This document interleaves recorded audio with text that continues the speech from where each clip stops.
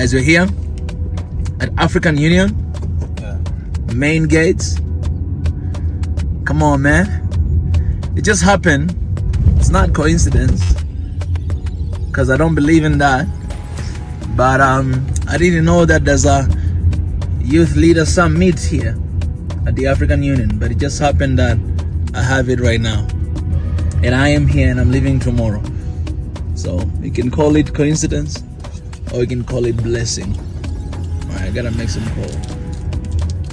Alright, here guys. I'm taking it over.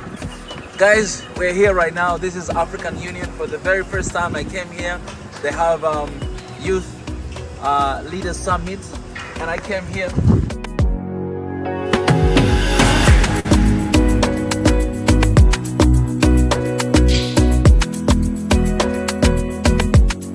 What a coincidence that I am leaving tomorrow, and today I get a chance to attend this summit here.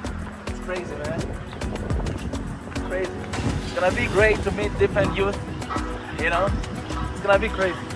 It's gonna be good.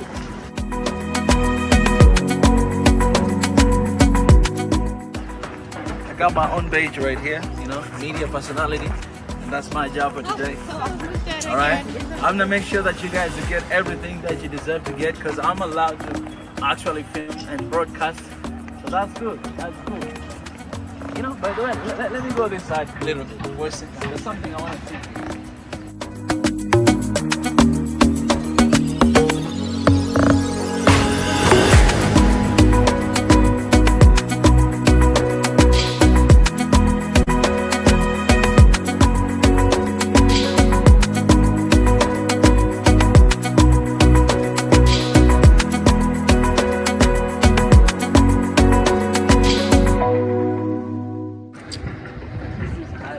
Himself. This is what it says. Today we look to the future, come confidently and courageously. We look to the vision of Africa, not merely fleeting, but united. History teaches us that unity is strength. Haile Selassie. May 25th, 1963. Dang, man. That's a message right there.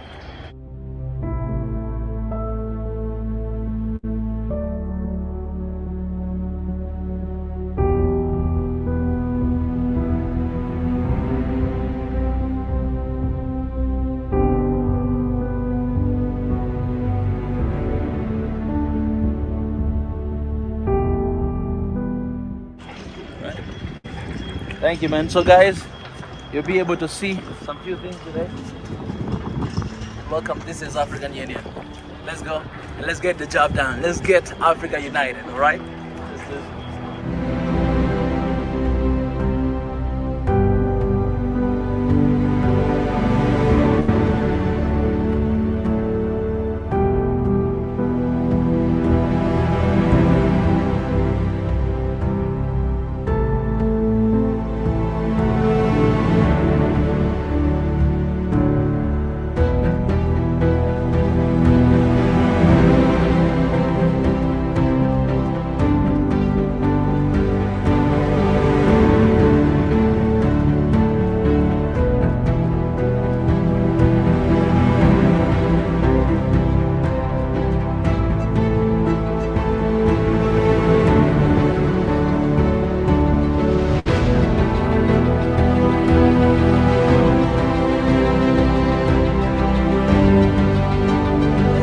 This again, it's a beautiful morning the Lord has given me.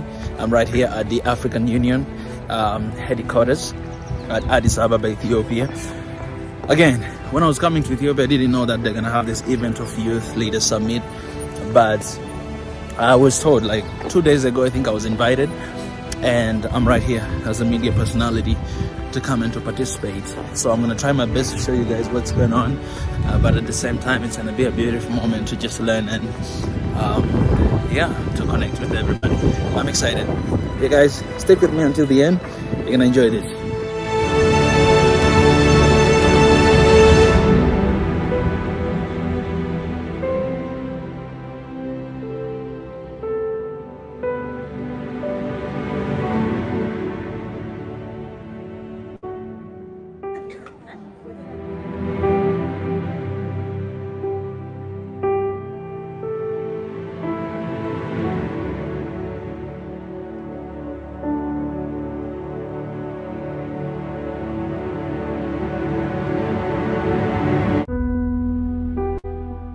I really appreciate that. My contribution goes to the African solutions to African problem. I think, you know, it's almost impossible to have African solutions to African problem if we are not united, we are not one Africa. For so long, for example, we have been wanting the seats at the United, you know, Security Council, and these guys, they're not taking us serious because, you know, in fact, we are not really one. I speak to youth all the time across the continent of Africa, and I'm not going to mention countries, but, you know, some of us, for instance, I am from Tanzania, right? But some of us, our parents are teaching us that, you know, you are from Tanzania, you are Tanzanian, and they are African. Someone, like some people have been growing up in an environment like that, believing that they are Tanzanians, but they are not Africans. That's just for instance, right? And so in order for us to have this African solution to African problem, I think the first thing we need to focus on the unity of, you know, one Africa. And how can we get that? Yes, we already have organization African Union, but I think we need something better than that. We need to give our people, African people, the sense of unity for us to feel like we are united. Today we have these different parts, like northern part, eastern part of Africa, southern and east. And sometimes it's difficult when you want to try to go to the other side of Africa. And how can we give each other the sense of African unity? My suggestion is just one thing, that we already have an organization from African Union, and we have 55 different countries, member states, you know, of this organization. Why don't we have African Union passports? I can have my Tanzanian passport, you can have your Sudanese passport, but we can also have African Union passport.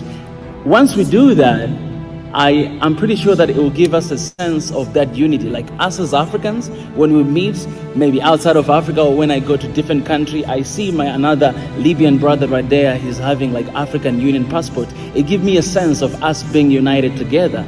And when we move forward to start demanding things, start demanding for respect, demanding for seats, these people, they will take us serious because they see that we are actually serious when we talk about African Union and African unity, because we are taking steps.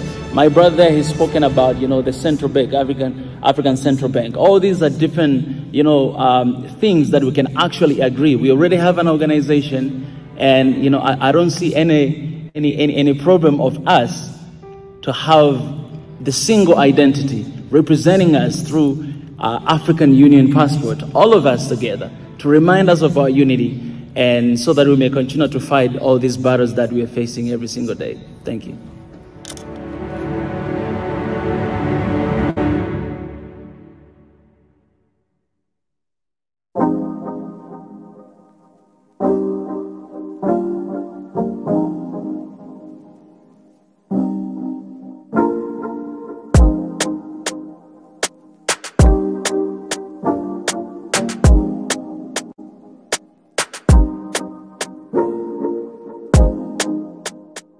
It represents 54 different countries. It's really beautiful. Gold everywhere. My brother from Burundi. I want a picture. Hey, how are you, my brother? This will be the future president of Burundi, guys. Nice to meet you, sir. Nice to meet you. Appreciate it. All right. Let's take a picture.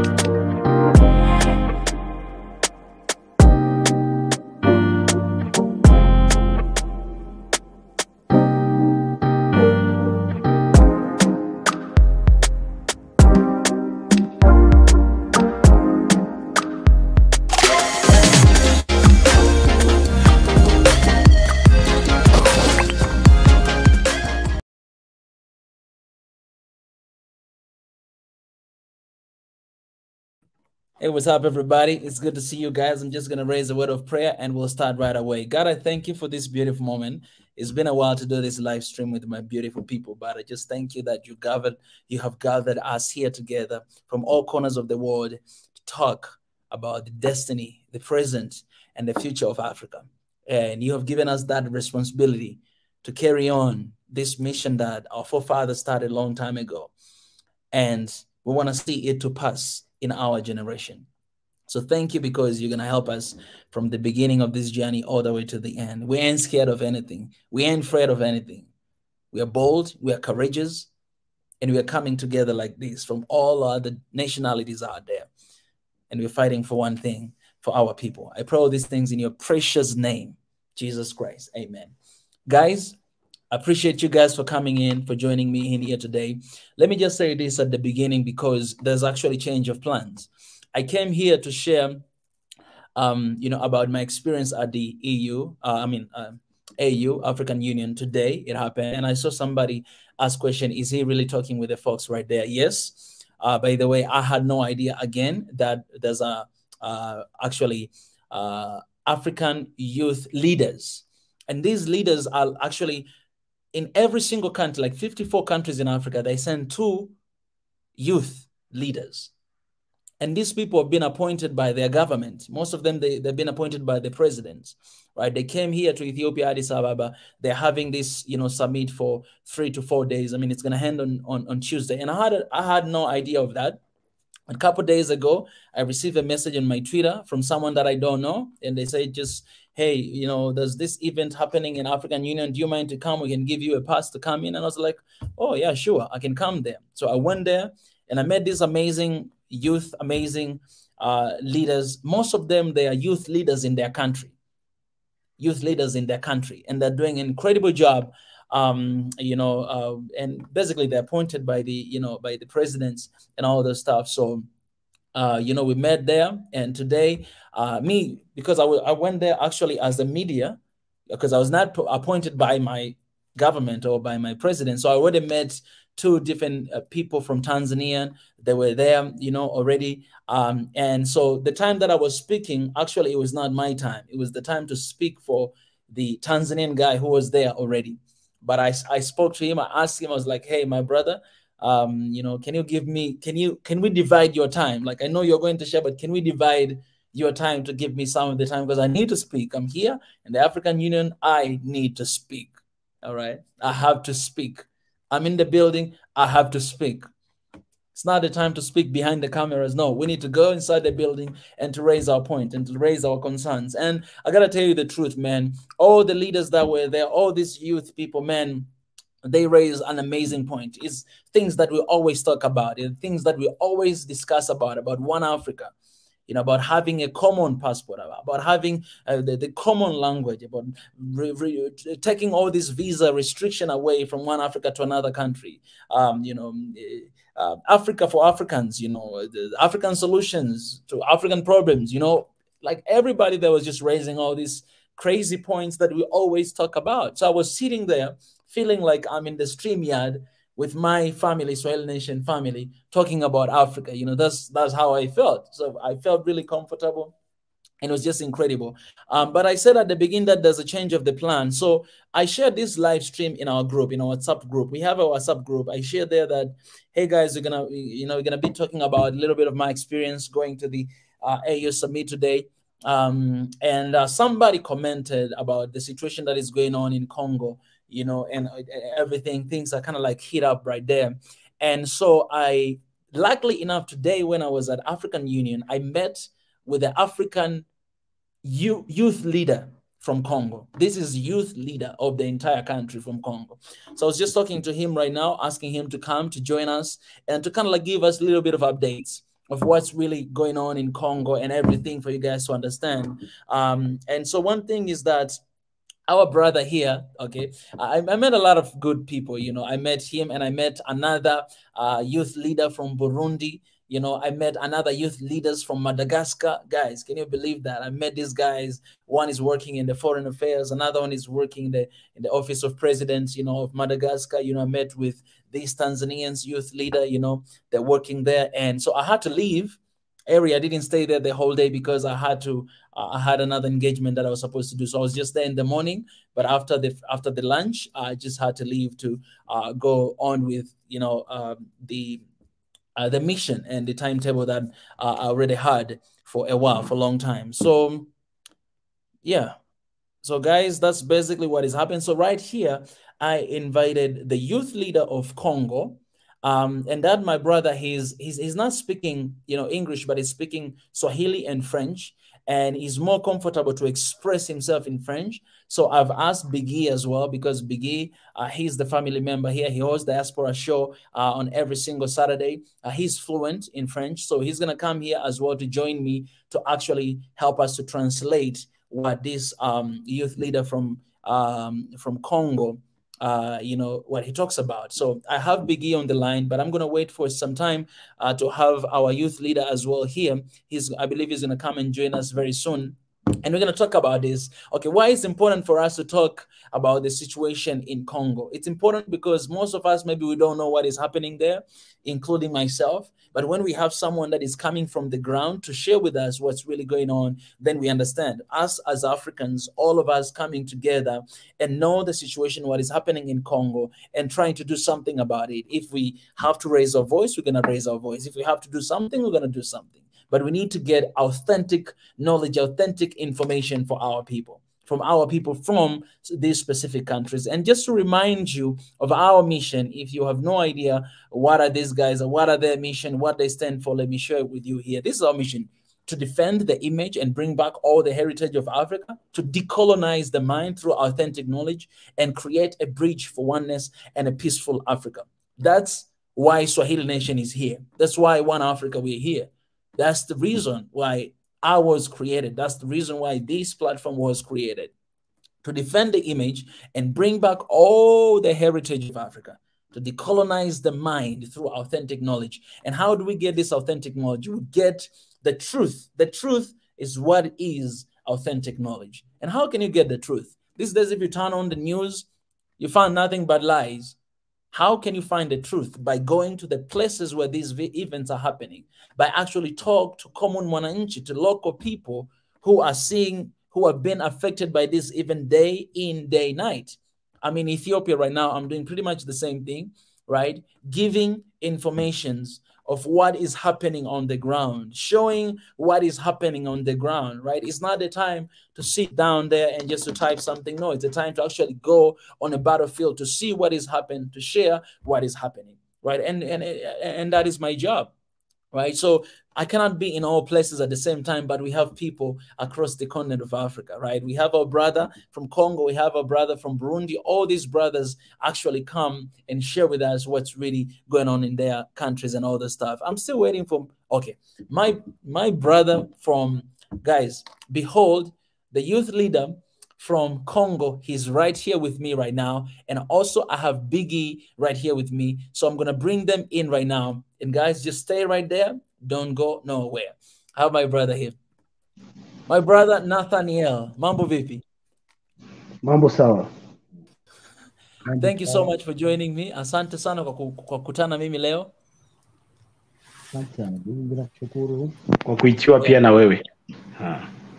It's good, it's good. Tumekutana leo for the first time. We met today for the first time. Na I'm so happy to be connected with you. Nafurahi sana kukutana wewe. Nafurahi pia, ingekuwa heri vizuri zungumzo letu lipitikane kwenye lugha za Kifaransa. That's good. Kusudi nisaidie ni kwenda masemi na niseme vizuri, na nifakirie maneno vizuri gisi navyostahili. All right. Okay. Ngoja ni translate alafu tutaanza tena. Guys, so as I said, our brother here, Nathaniel, he's the youth leader from Congo, DRC. And we have also Biggie here, our brother. He's going to help us to translate from French to English, because our brother here, he's comfortable to speak in French. So he's going to share with us what's really happening in Congo. And right now he's here in Addis Ababa, Ethiopia. And our brother Biggie here is going to help us to translate. Salute to you, Biggie. It's good to see you, my brother. Bonsoir, bonsoir à tout le monde. C'est bien que vous Bonsoir. êtes en Éthiopie. Alors, c'est un plaisir de vous rencontrer. Je m'appelle Ephraim. Et mon petit nom là, c'est Biggie. Alors, je vous assure qu'on va avoir une conversation qui est très, très importante à tout le monde à comprendre à ce qui se passe au Congo. Again, in English, basically, introduction, who I am, and at the same time, we really want to know exactly what's going on in Congo. Un plaisir, Nathanaël. Merci beaucoup. Est-ce que vous habitez au Congo? Ouais, j'habite au Congo. Ouais. Où ça? Ouais, mais je reste à Kinshasa, en République du Congo, à la capitale. Ouais. La capitale, ouais. Okay, he lives in Congo, in the capital, Kinshasa. Mika, you can start your questionnaire, and let's see definitely. where we're going to head on this Congo. So basically, as I told you, kama nilivyokuambia before, we just want to know what's going on in Congo, the whole situation between Congo and even Rwanda as well, the whole situation on the ground, because we want our people to understand what's really going on the ground through our brother here from Congo. Est-ce que vous avez compris, Nathanaël, la question? Non. J'attends que la vous question, en français. En français, oui. Mais la question, c'est, vous êtes du Congo et vous savez bien ce qui se passe au Congo. Et si vous pouvez nous dire à ce qui se passe vraiment dans le pays. On veut savoir. Merci beaucoup pour votre invitation, pour l'intérêt que vous accordez à la RDC et à tout ce qui se passe. Je suis venu à 10 ans, c'était dans un cadre précis, participer au sommet sur les futurs dirigeants africains. Et là, je ne suis pas vraiment une bouche officielle pour parler des questions qui ne cadrent pas avec les sommets. Mais néanmoins, étant congolais et un grand leader de jeunes, chez moi au pays, en République démocratique du Congo, je sais exactement ce qui se passe. C'est justement la guerre à l'Est. Aujourd'hui, notre partie de l'Est est occupée et est menacée par les rebelles du M23, et même le président de la République l'avait soulevé lors de l'Assemblée générale des Nations Unies et à toutes les occasions où il y a des rencontres mondiales, africaines, régionales. Il ne cesse de soulever cette question pour dire que nous en avons marre, il y a de menaces sérieuses au niveau de l'Est et qu'il faudra mettre fin à cela. Basically, he's talking about not being an official representative to answer some of the questions that is in the political cut, but he's mentioned the little wars that they have on the east side of the house, and he just want to make sure that he's clear on certain questions that he can answer and certain questions he cannot really. It will be opinionated. It wouldn't be a question that is responsible. But he is representative of the youth of Congo, of the DRC, and he mentioned that it was a pleasure that we brought him on this panel to talk about the DRC on what's going on. So it's a pleasure that I'm here. That's what he said. So, eh ben, est-ce que vous pouvez nous dire vraiment quand il vient aux jeunes, comment on fait la paix? One more thing, all these things is already mentioned through the United Nations. There's a lot of other entities that knows about this happening in Congo. So I'm asking him when it starts and where we are. OK. À ce que j'ai demandé, c'est à vous demander, c'est quand est-ce que cette menace a commencé? Vous devrez me donner un moment aussi à traduire parce que à chaque fois, moi, je peux être vraiment passionné et je ne veux pas oublier à tout ce que vous dites. À vous, Nathanaël.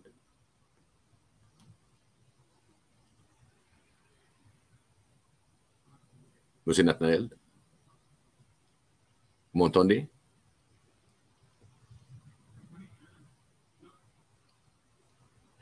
I think. Vous m'entendez, Monsieur Nathanaël? Hello?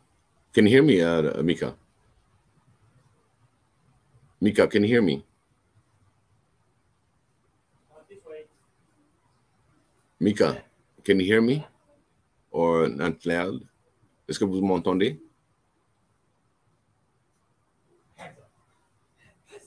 Est-ce que vous m'entendez?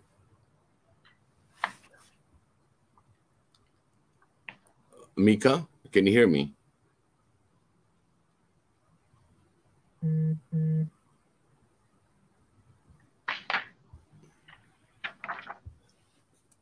Mika, can you hear me?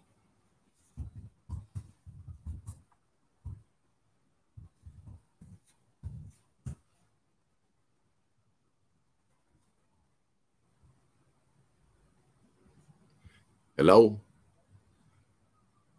Can you hear me?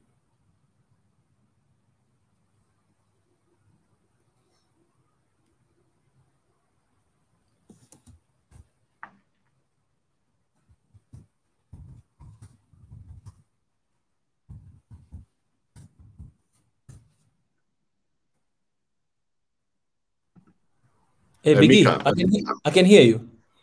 Yeah, I don't know if Nathanaël heard me. Nathanaël, est-ce que vous m'entendez?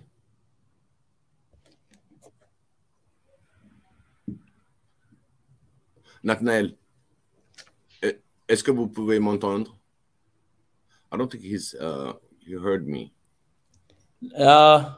Nathaniel, Atibu. Kaka. Unasikia?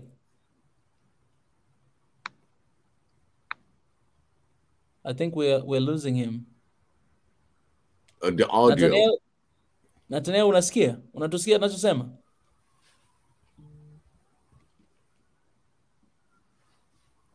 No, I can hear you, Biggie, but I think Nathaniel, maybe he cannot hear us. Nathaniel, can you unatusikia? Write it in the private chat. Nathaniel, I don't know if you can hear us. No, just type in. Okay. But Biggie, but have we get enough information or not yet? Just in case if you lose it. Because he didn't. I keep asking. I put the last question and nothing came back. Okay. Nathaniel, can you hear us? Unatusikia? He cannot hear us. Yeah. No, he cannot hear us. Okay. Unatusikia, Nathaniel? Ngoja nimtumie message hapa. Let me send him message to get out and come back. Let me try to call him.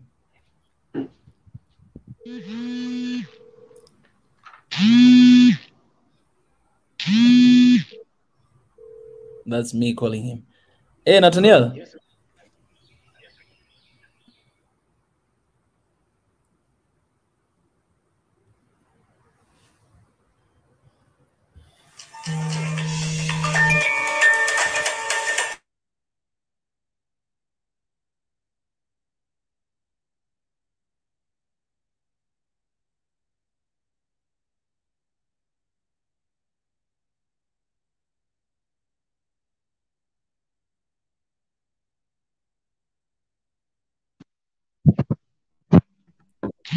all right, guys. So our brother is going to refresh and try to come back in to see if he can hear us right now.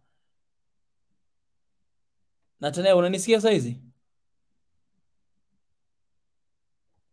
then he it takes, I don't know why he's not hearing us.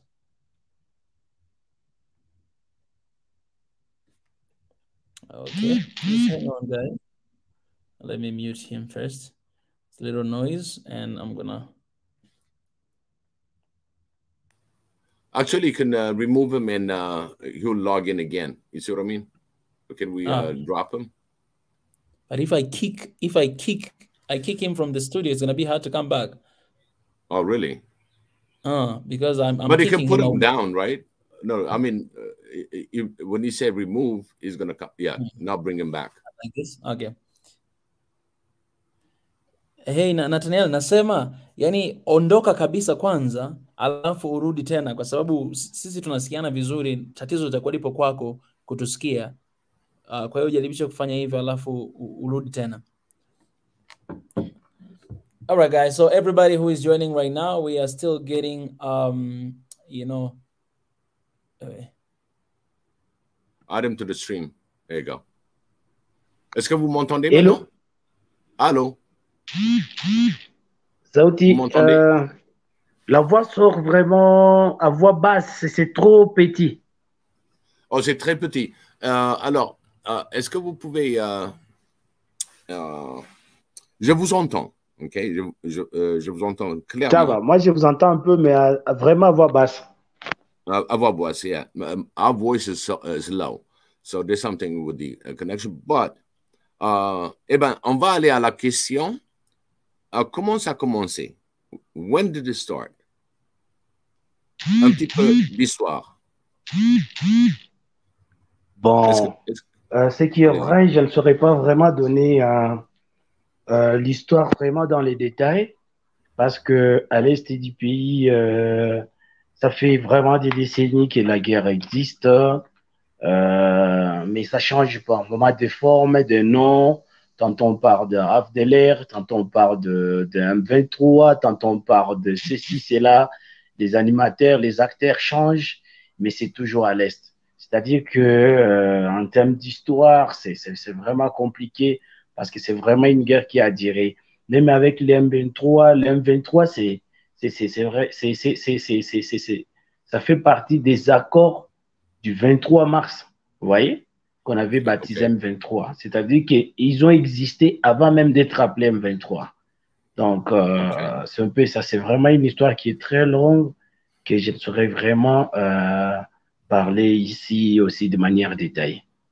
D'accord. Well, what he's saying is, I asked him, just tell us a little brief history of it. But one thing he said from the 23rd of March accord that was said, this war has always been there in the east of the country. And these the actors keep changing, the leadership keep changing, but this has been a problem for quite a while. So he doesn't have much of the detail because the details will be a lot longer. But for what he said, this thing existed way before the March 23rd agreement. So, okay, maintenant, my question is going to be, where we at with this war and what he does in relation to the youth. Alors, ma question, vous m'entendez maintenant? Et vous m'entendez? Vous m'entendez, Nathanael? Nathanael, vous m'entendez? Can you hear me, Mika? I can hear you clearly. Ask him again. Yeah. Ouais. Maintenant, qu'est-ce que vous allez... eh ben, en temps de rôle de jeune, quelle est l'intention à comment adresser la menace de l'Est? Répétition, s'il vous plaît. La menace de l'Est qui existe maintenant, comment vous allez changer les jeunes, disons les jeunes, comment vous allez aider le Congo à propos des jeunes? Oh là là, je suis en train d'écouter vraiment dans de petits mots. En Ouais. tout cas, de grâce, si vraiment vous pouvez répéter, là, j'enlève, je mets le téléphone en mode silencieux. Répétition, s'il vous plaît. OK. Si vous pouvez, est-ce que vous pouvez sortir et revenir dans le Pana? Là, je vous écoute. D'accord. Vous allez finir avec cette conversation et vous revenez comme une, disons, dans une minute. Parce qu'il y a quelque chose qui ne va pas avec le son. Alors, si D'accord. vous, Mais si si je vous fais sortez l'impression et comme quelqu'un revenir, qui met à l'oreille. OK. vous Donc, je me sortez, déconnecte et puis je revenez. me connecte. Voilà, c'est ça. OK. Tout de suite. Merci. Okay, he's going to hang up and he's going to come back again. All right. That's good. So we're going to wait for him to come. But all in all, I want to appreciate everybody who is joining here. If you're joining, please make sure you like this stream and you can share as well. It's very important to know what is going on around the continent because, through that, I think it will help us to come together and to find those African solutions to Africans' problem. All right. And right now, guys, whether you believe it or not, the leadership, everything is on us youth. We are taking leads because we have a lot to lose. We're going to stay here for 50 years to come or 30 years to come. So we need to protect and to prevent Africa for our babies. Otherwise, we ain't going to have Africa anymore. Eh bien, vous m'entendez maintenant? C'est clair? 5 sur 5. Ouais, très clair même. Voilà.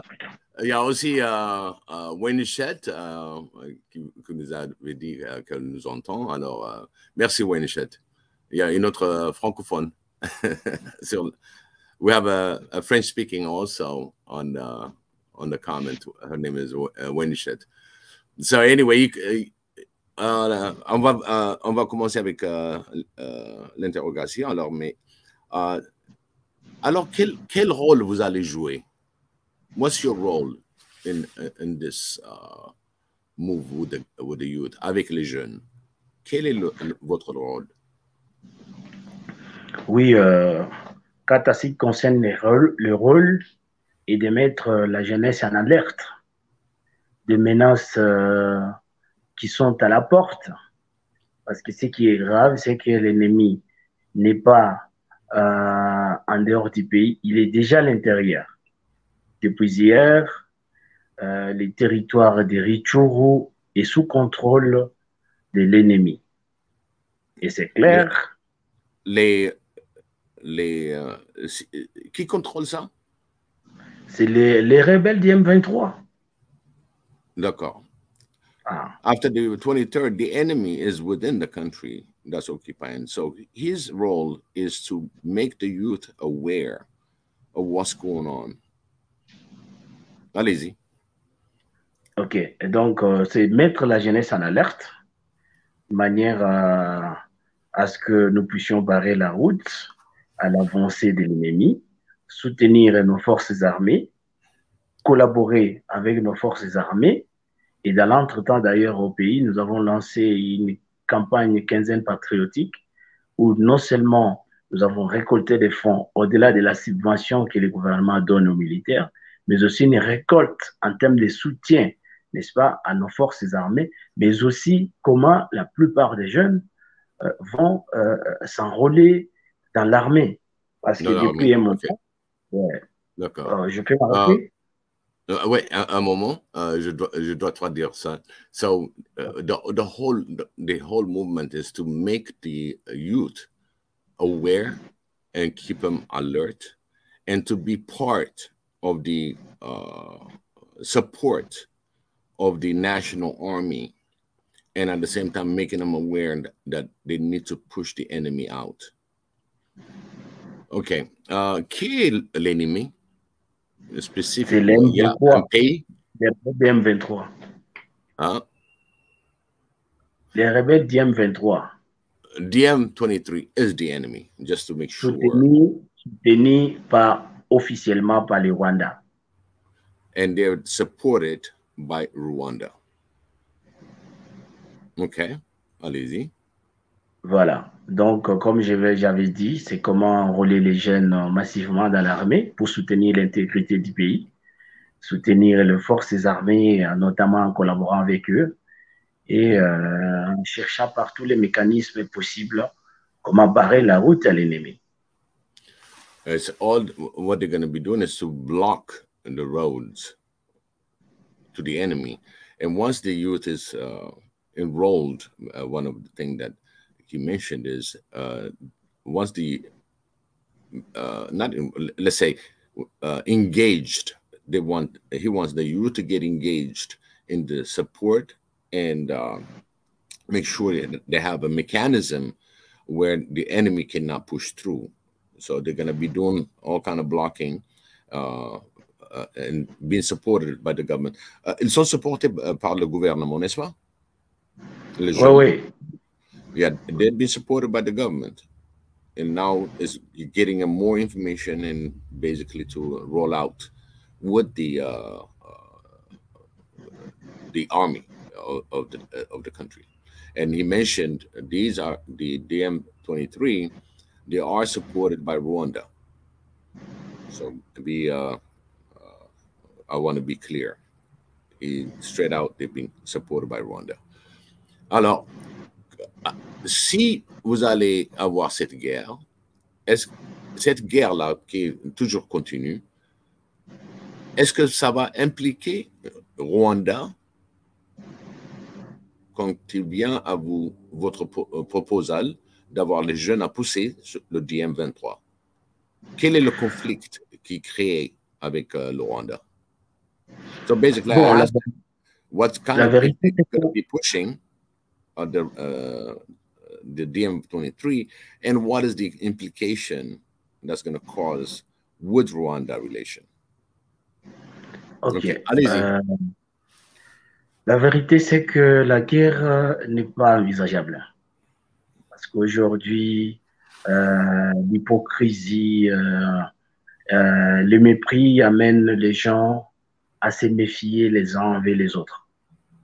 Il est temps que nous puissions construire la paix. C'est avec la paix que nos pays doivent se développer. C'est avec la paix que nous allons acheminer le médicament, le vaccin. C'est avec la paix que nos enfants vont aller à l'école. C'est avec la paix que nous voulons une Afrique forte, unie et prospère. Et ce qui est désolant, c'est qu'un pays avec lequel nous sommes membres dans la communauté Est Africaine, nous sommes avec eux membres dans les CEAC, nous sommes membres avec eux dans les organisations régionales comme CIRGEL, nous sommes membres avec eux dans l'Union africaine, nous sommes membres avec eux dans l'ONU, mais on comprend pourquoi un pays frère veut à tout prix. Et d'ailleurs, à l'époque, c'était des soupçons, mais tous les rapports, je dis bien tous les rapports, les éléments capturés à l'Est, c'est avec non seulement les tennis rwandais, mais avec les drapeaux même sur l'air tennis. Et l'implication rwandaise n'est plus une hypothèse, mais c'est plutôt une confirmation. Et donc, je pense que la guerre vraiment n'est pas envisageable. Mais ce que je voudrais par ici dire est que nos frères rwandais doivent comprendre que les Congos, c'est pour les Congolais et les Rwandais, c'est pour les Rwandais. Et que nous ne voulons pas la guerre. Mais si il en est que l'hypocrisie continue, je pense que les Congolais sont déterminés à défendre leur pays jusqu'au sacrifice suprême parce que c'est la terre qui nous a été donnée et c'est l'unique endroit où nous sommes appelés à vivre. OK. Eh ben, c'est beaucoup à traduire, mais je vais essayer D'accord. La traduire à ce que je comprends. C'est le Congo veut la paix. Exact. Pour avoir les médecins, pour avoir l'éducation, pour avoir une relation avec les pays régionaux. Et vous êtes membre de l'Est, n'est-ce pas? Oui, c'est-à-dire que, en bref, pour vous faciliter la traduction, c'est que nous voulons la paix. La paix parce qu'avec les Rwandais, nous sommes membres dans beaucoup des organisations régionales. Et Okay. notamment, comme j'ai parlé de EAC, Community East Africa, Ouais. EAC, Pierre-Gel, l'Union africaine, l'ONU et tout, nous sommes tous membres là-bas. Et donc, je ne vois pas des raisons pour lesquelles nous pouvons nous battre. Ça a des conséquences graves sur les soins et sur l'éducation et sur le développement, non seulement de l'Afrique, mais aussi de nos pays respectifs. Okay. So it's a lot that he put out. The basic thing that the Congolese wants is to have peace. They want peace in their country.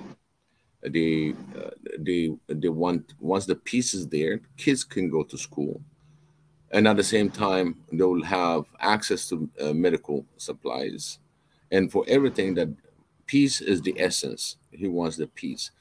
And one thing that about the Rwandese is that he mentioned Congo is for Congolese, Rwanda is for Rwandese.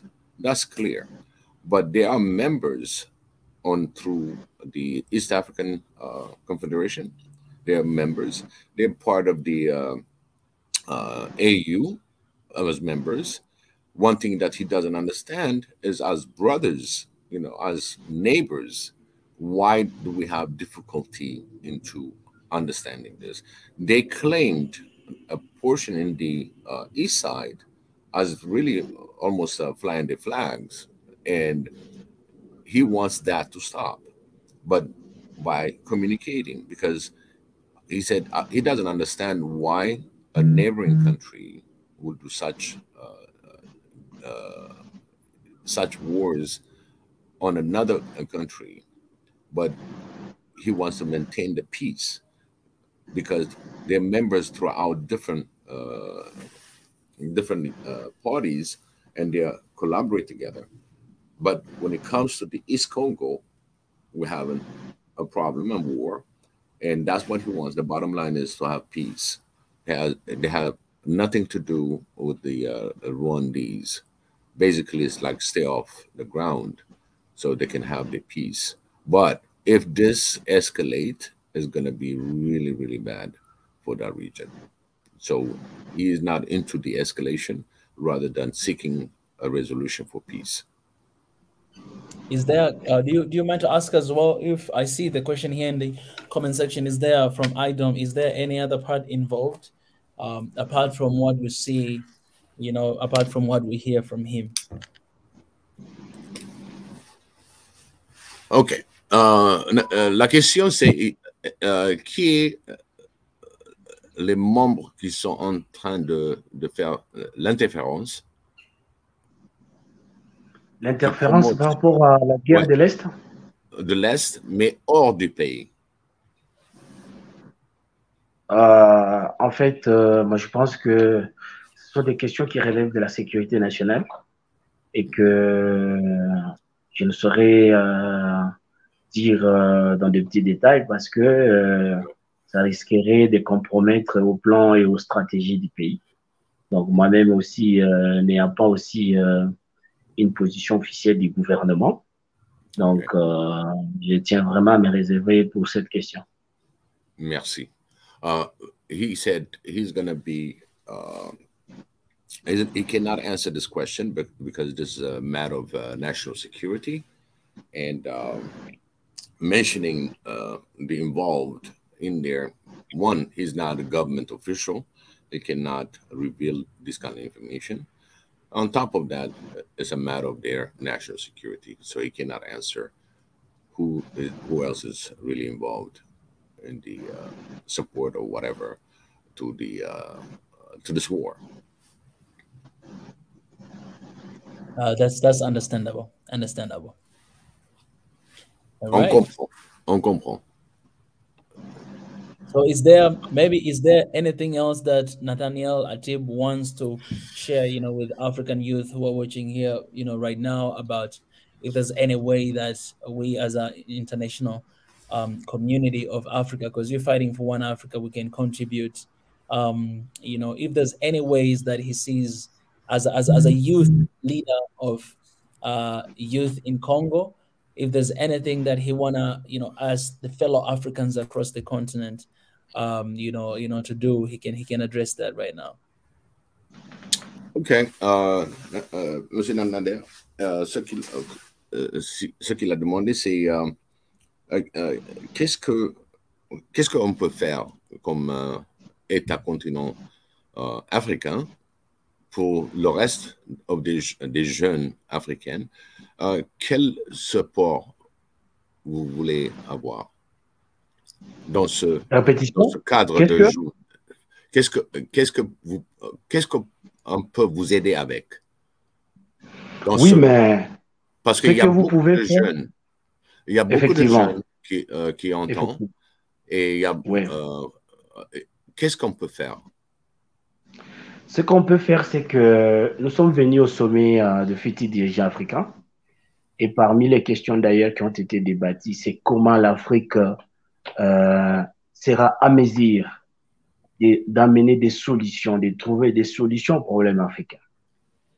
Comment l'Afrique va désormais siéger, apporter sa voix, faire entendre sa voix dans les organisations internationales de prise de décision. Et c'est comme ça qu'on nous a fait appeler ici comme des futurs dirigeants africains pour que nous puissions inculquer des valeurs panafricanisme. Alors, moi, je pense que la question de ce que vous pouvez nous aider, c'est que toutes les organisations régionales et internationales, continentales que j'ai citées ici, parce qu'avec ce qui se passe, je vous dis jusqu'à présent, aucune organisation, aucune nation n'a condamné cela. Et vous comprendrez que c'est pas juste. C'est pas juste. Okay. Donc, diplomatiquement, et faisons la preuve de maturité pour dire à nos frères de se retirer de ces positions et de laisser les Congolais tranquilles. De dire à tous les pays qui s'impliquent dans cette guerre de cesser l'hypocrisie, de cesser les troubles, parce que ce sont des familles qui restent orphelines, soit des pères, des mères, on perd des enfants, on perd des parents, on perd des gens, des milliers de personnes qui perdent leur vie à cause des intérêts égoïstes. Donc, tout ce que je demanderai ici est que faisons preuve d'amener une solution africaine aux problèmes africains. Ça sera un bon départ. Wow. C'est quelque chose que j'ai toujours dit. La solution pour les Africains, c'est une solution africaine. Ça, même le panel, même Swahili Nation One Africa, c'est ça qu'on pense. He mentioned about our role is to they're covering up the story. Nobody is talking about it, and the main one is within Africa. So Africa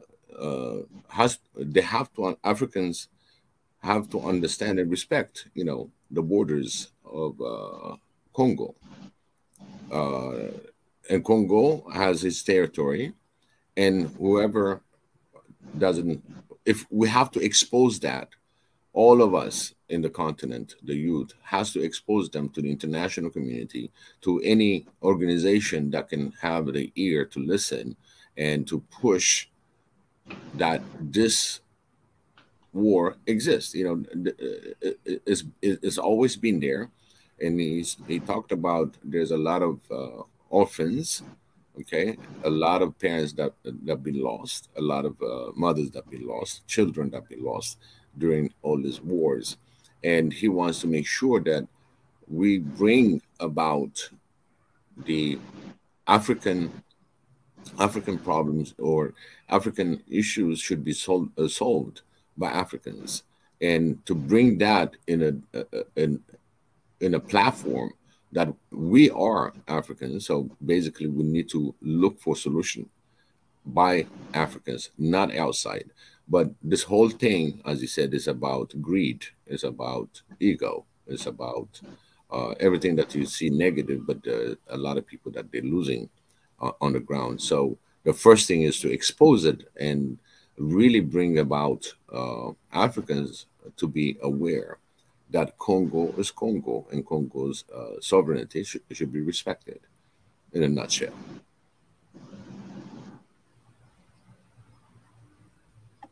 All right. I really appreciate my brother Nathaniel Atibu.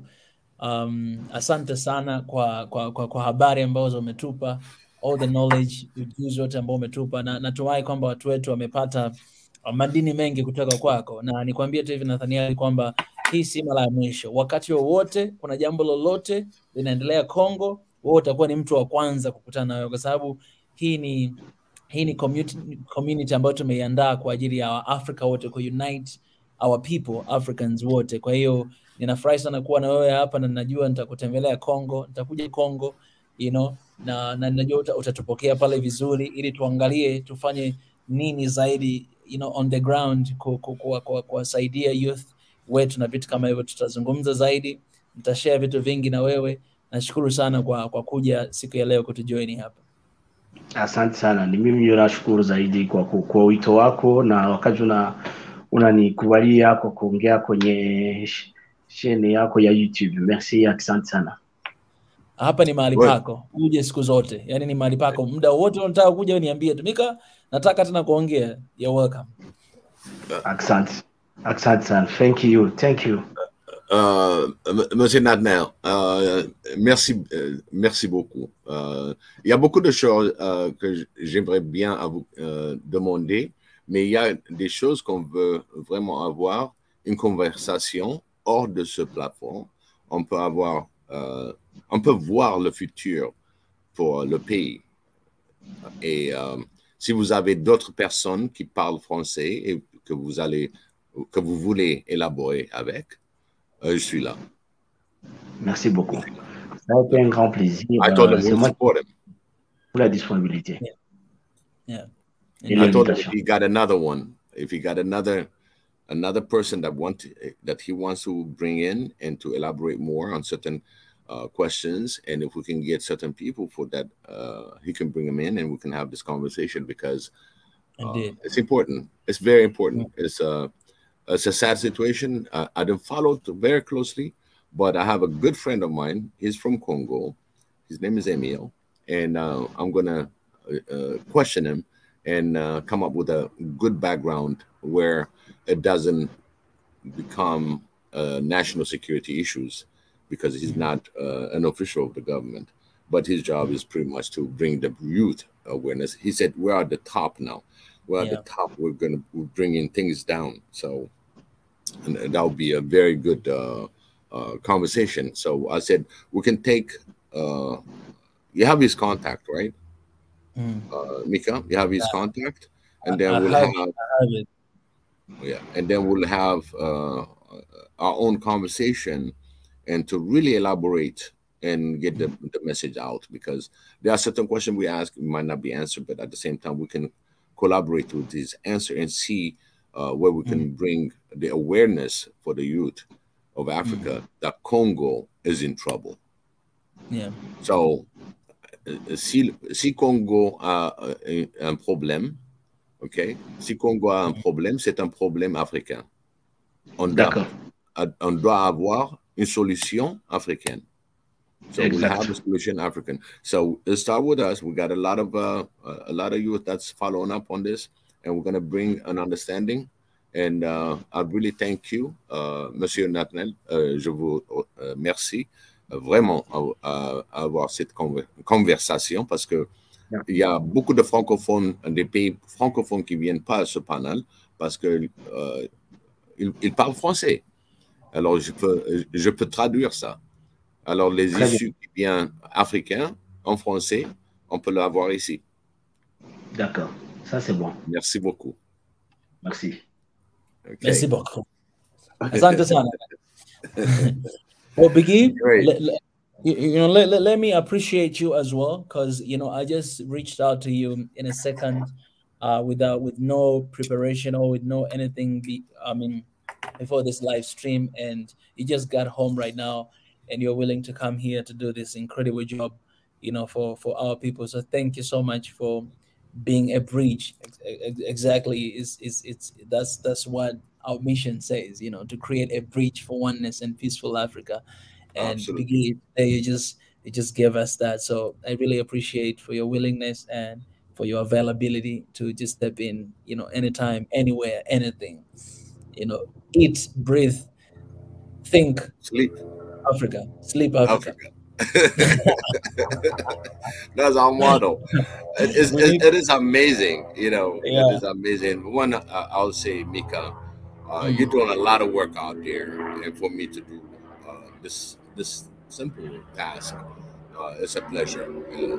I'll do it anytime at any given time. So this is our future. We're building our future. We're going through a peace process that we're trying to achieve, and it's very important. If one African country is is hurting, we mm, all Africans are accountable for it. We don't just listen to it and just ignore it. We mm, got to put a voice to it. We got to put a kick on it. So not mm, that just the fact that he came in on Swahili Nation One Africa and mm, giving us this thing, a very key thing that we want is African issues got to be solved by Africans. And we've mm, seen it last week when it came to the Ethiopian issue, and the solution went through the AU. And I sent you the AU mm, information where they're really striving to have a better Africa, and mm, that makes me proud because the youth of Africa is awake, mm, and now it's just that oneness that we need to make sure that we mm, all one and create mm, that oneness and fight. If you notice from last week, I've been pushing peace, love, harmony for prosperous Africa. And in mm, fact, all the youth in the world, they're going through a lot of mess. It's not mm, just Africans. We Africans been beat down for a long time, but now in the globe, we seeing other issues that are really concerning because it's hitting the youth. The youth has to collaborate and network because, again, we don't want Africa to be isolated. We want it to be equal trade partners, equal missions, and share that mission together mm, with peace, not in the nuke war or anything that is narrative now. Everybody's talking nuke like, it's just a piece of little, I call it a BB gun, okay? mm, To that, we just talk about fragmentary, but it really affects all the youth. mm, If anything happens, all the youth won't have the future that they want to dream to bring peace. So we mm, have an issue. So let's start with the African issue that we have simultaneously. We also connect to the other youth internationally, and that mm, by supporting, because you find some other youth that are outside Africa and that can put our voice out saying, hey, enough is enough. You've done so much damage in Africa, and now mm, you're damaging it by proxy wars and all that. So that mm, has to stop. I've seen a lot of people raising their voice for Africa. So these are the people that are really aware and have a communication and network to fight this issue, and that nobody interfere in the African affairs. Only mm, African can interfere as one. So mm. it was he was right on the line and he hit it. And we're always been saying African issues supposed to be solved by Africans. So Mhm. that's the bottom line. Mm. No, I appreciate you, Biggie. I appreciate so much. That's that's amazing to be connected with great and amazing people like this. Now, I was telling him there in Swahili that when we come to Congo, you are the one who will come through, all right? Because when we start our trips, I mean, when we continue with our trips, different corners of Africa, we need the local people, local authorities, to be with us. You know what I'm saying, so Right. that we may be able to contribute. And that's why our job, Swahili Nation One Africa, we are not creating war against, the government of Africa. We're not, because otherwise our job is going to be really difficult to be done, right? We are trying to play that a bridge of a peaceful and one Africa. We are trying to play our part as an independent organization, as a people organization, to just stand with the good work that has been done, and where we see that there's a weak links in our countries, in our governments, then we stand there. We stand on those pages, we stand on those places, and we try to do something about it. We will always do things instead of just pointing fingers and blaming and complaining. We always reach out and try to do something to bring about change. And you guys, you're part of that, those who are joining. And let me just say this to everybody who is joining here. If there's any way you want to support our work, you want to support what we are doing, we are still, it has been our mission for a long time. We're still, raising, little bit of income for the offices that we still, we still don't have offices, established somewhere. So we're still, raising, some sort of, money that can help us to establish our offices in the local places. So if there's any way you want to support and you want to help us, there's a link in the comment section. You can go ahead and do that. Hopefully very soon we'll have offices right there, in Tanzania, where I live, where our headquarters are, for us to continue to do the work we are doing, on the ground, and for the Africa in a better way. Once we have offices, of course, things becoming even more easier. And right now we are doing from home, from wherever we are, because we are taking advantage of what we have. But if you want to support us and stand with us, the link is in the comment section. Do not hesitate. And you can use different ways. You can join membership. You can do this. You can use some accounts there in the descriptions. So yeah, any way you want to support, you want to help and stand with us, you can do that. You guys have seen the work we're doing, and we hope we can keep doing that every single day as days goes on. Yeah, let me say that for everybody who is joining. And if you haven't liked this video and share, you can do that as well to support us to move forward. Again, for those who are wondering, man, the topic is different and why you're talking about this, it's because this was my plan to share the experience at the African Union today when I went there. But I got suggestion from our group, from our people, because always people matters, and people's voice matters. And we say we are the voice to the muteless, not to the voiceless, because we believe everybody has a voice, but we are Swahili Nation One Africa. We are the voice to the muteless. If we are the voice to the muteless, then we need to make sure that we're not muting anyone, right? So I got that suggestion in the group, and I just changed the plan right away. And I spoke to my brother Nathan, and he came here. Biggie, they came here, and we had an amazing conversation. It's very important to have this conversation, and it's very important to know, because the more we know, the more will help us to come together, as one, come together, to stand together in any way we can, right? I always say this: if Ethiopia is in trouble, then all Africans should become Ethiopians.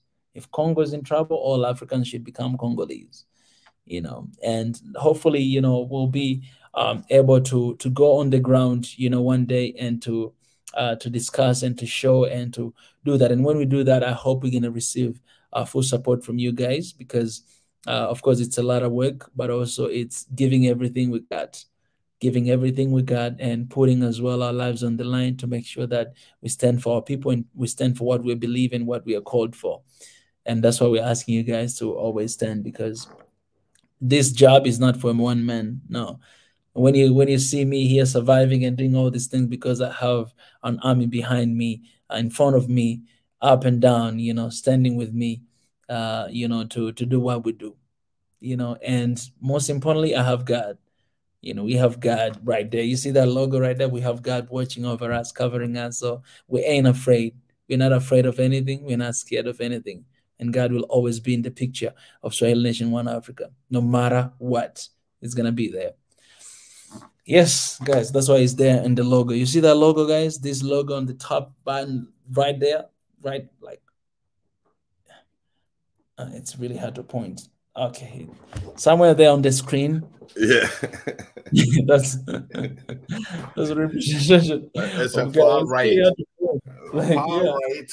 Upper right there. Yeah, that's guy right there. Biggie. There's one thing that I want to say to you. Yeah. You as being really a brother that extended himself on a mission, and your mission has been always to the point. And I saw what you wrote, and I really want to say, me myself, in my voice, I'm very grateful that I have such a brother that I never met before, but once I met you, and once I start talking to you and seeing what kind of person you are, you're a genuine African, a true African. And you show being African by leadership. You went way above everything. A lot of people might say, oh, he's getting paid by somebody. No. Mika has nobody that pays him everything he sacrificed. And you need to be appreciated. And I appreciate you from the bottom of my heart. I pray for you to make us all successful, because we're born successful. We are together now to a better success for one Africa.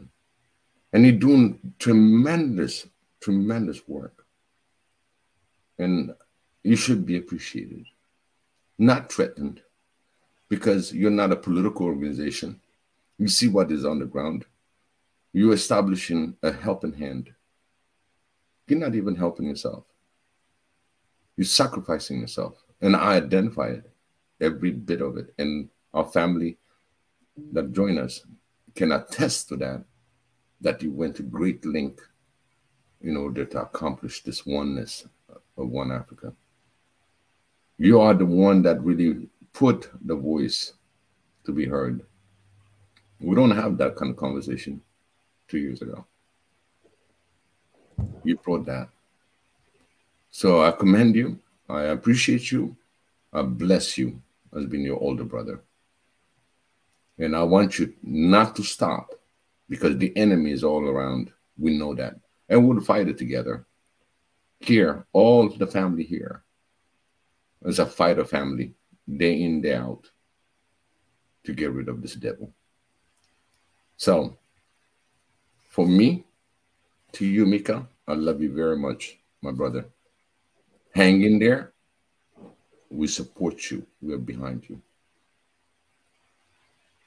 You know what's best. And you've been chosen. Thank you, Mika. Don't get me. Don't do that, Biggie. Don't do that, man. Not right now, not right here, right? You don't wanna see my tears. Don't do that to me. No. Don't do that to me. No, it has to be said. It has to be said. Enough is enough. All people that put some of the comments itself, when I look at it, I'm like, where are they? But the good thing is, good things comes out of it, because eventually they see our mission.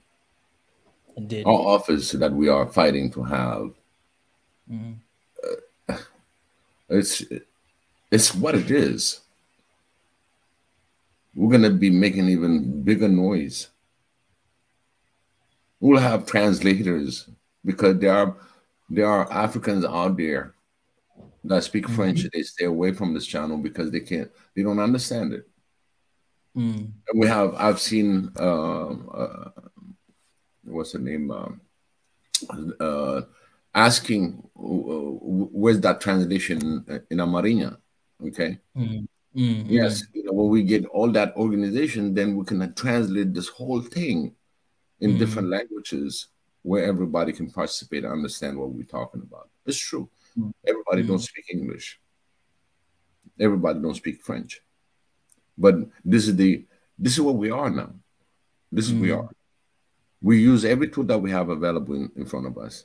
But once we are put organized in an office, then we'll allocate people that are doing best on what they do when it comes to translation, to retype it, to re-edit it in different languages. In Swahili, like for example, the Swahili family here are limited because they don't speak English. You know, even though we put the Swahili nation, but they don't speak English. They need to have somebody that really can tell them this is what we discuss about. So this is an upcoming, and hopefully Sam is on the comment. Hopefully we get that translation things, at least for what we have, the tools that we have, we can translate. So we have a long way, and this donation that you do is for all of us. It's for all of us. This is the housing for us, where Mika can sit and reorganize himself and being on the office level, running and helping the rest of the continent. We'll be the voice. We have an address. We have an address where that voice comes from. Not just because of from Mika's hotel, whatever he's saying, because he's doing a lot of sacrifices, but an office that's going to be identified where people can answer questions. This is what our struggle is about. When we said about this office, it's not just being building, it's just the fact that it's going to be a place that we can have conversation. Some of the conversation we cannot conversate on live. It has to be face to face.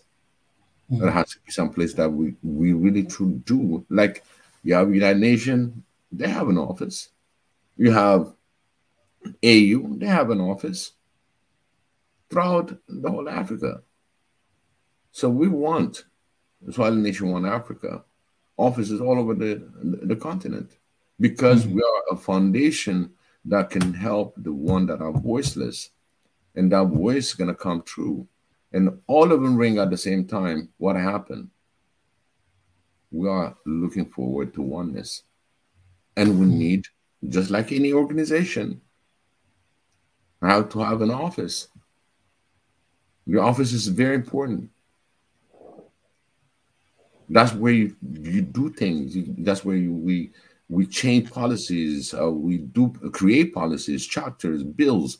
There's so much to do. Right now, what we're doing is trying to make up the time by sharing, having our own meetings, but at the same time, there's not enough time in the day. This thing has to function 24 hours a day, 365 days. Because time is flying. Time is going so fast without saving any lives. We're here to save lives, to eliminate future wars. We're here to feed the people how to get the feedings. It's not easy. It's not easy. Just me being in the United States on the east side, he's in Tanzania, Ethiopia. He's in the heart of the land. He sees the suffering. He sees everything on the ground.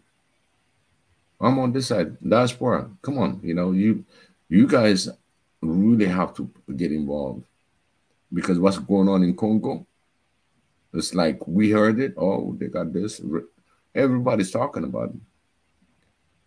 I don't want to per se say certain things on this panel, but we've seen this kind of war throughout Africa. Yeah. This is not the first one. This is not the first one. But the Congo is one of the oldest one. It's one of the oldest war in Africa. But like he said, the actors change, the players change.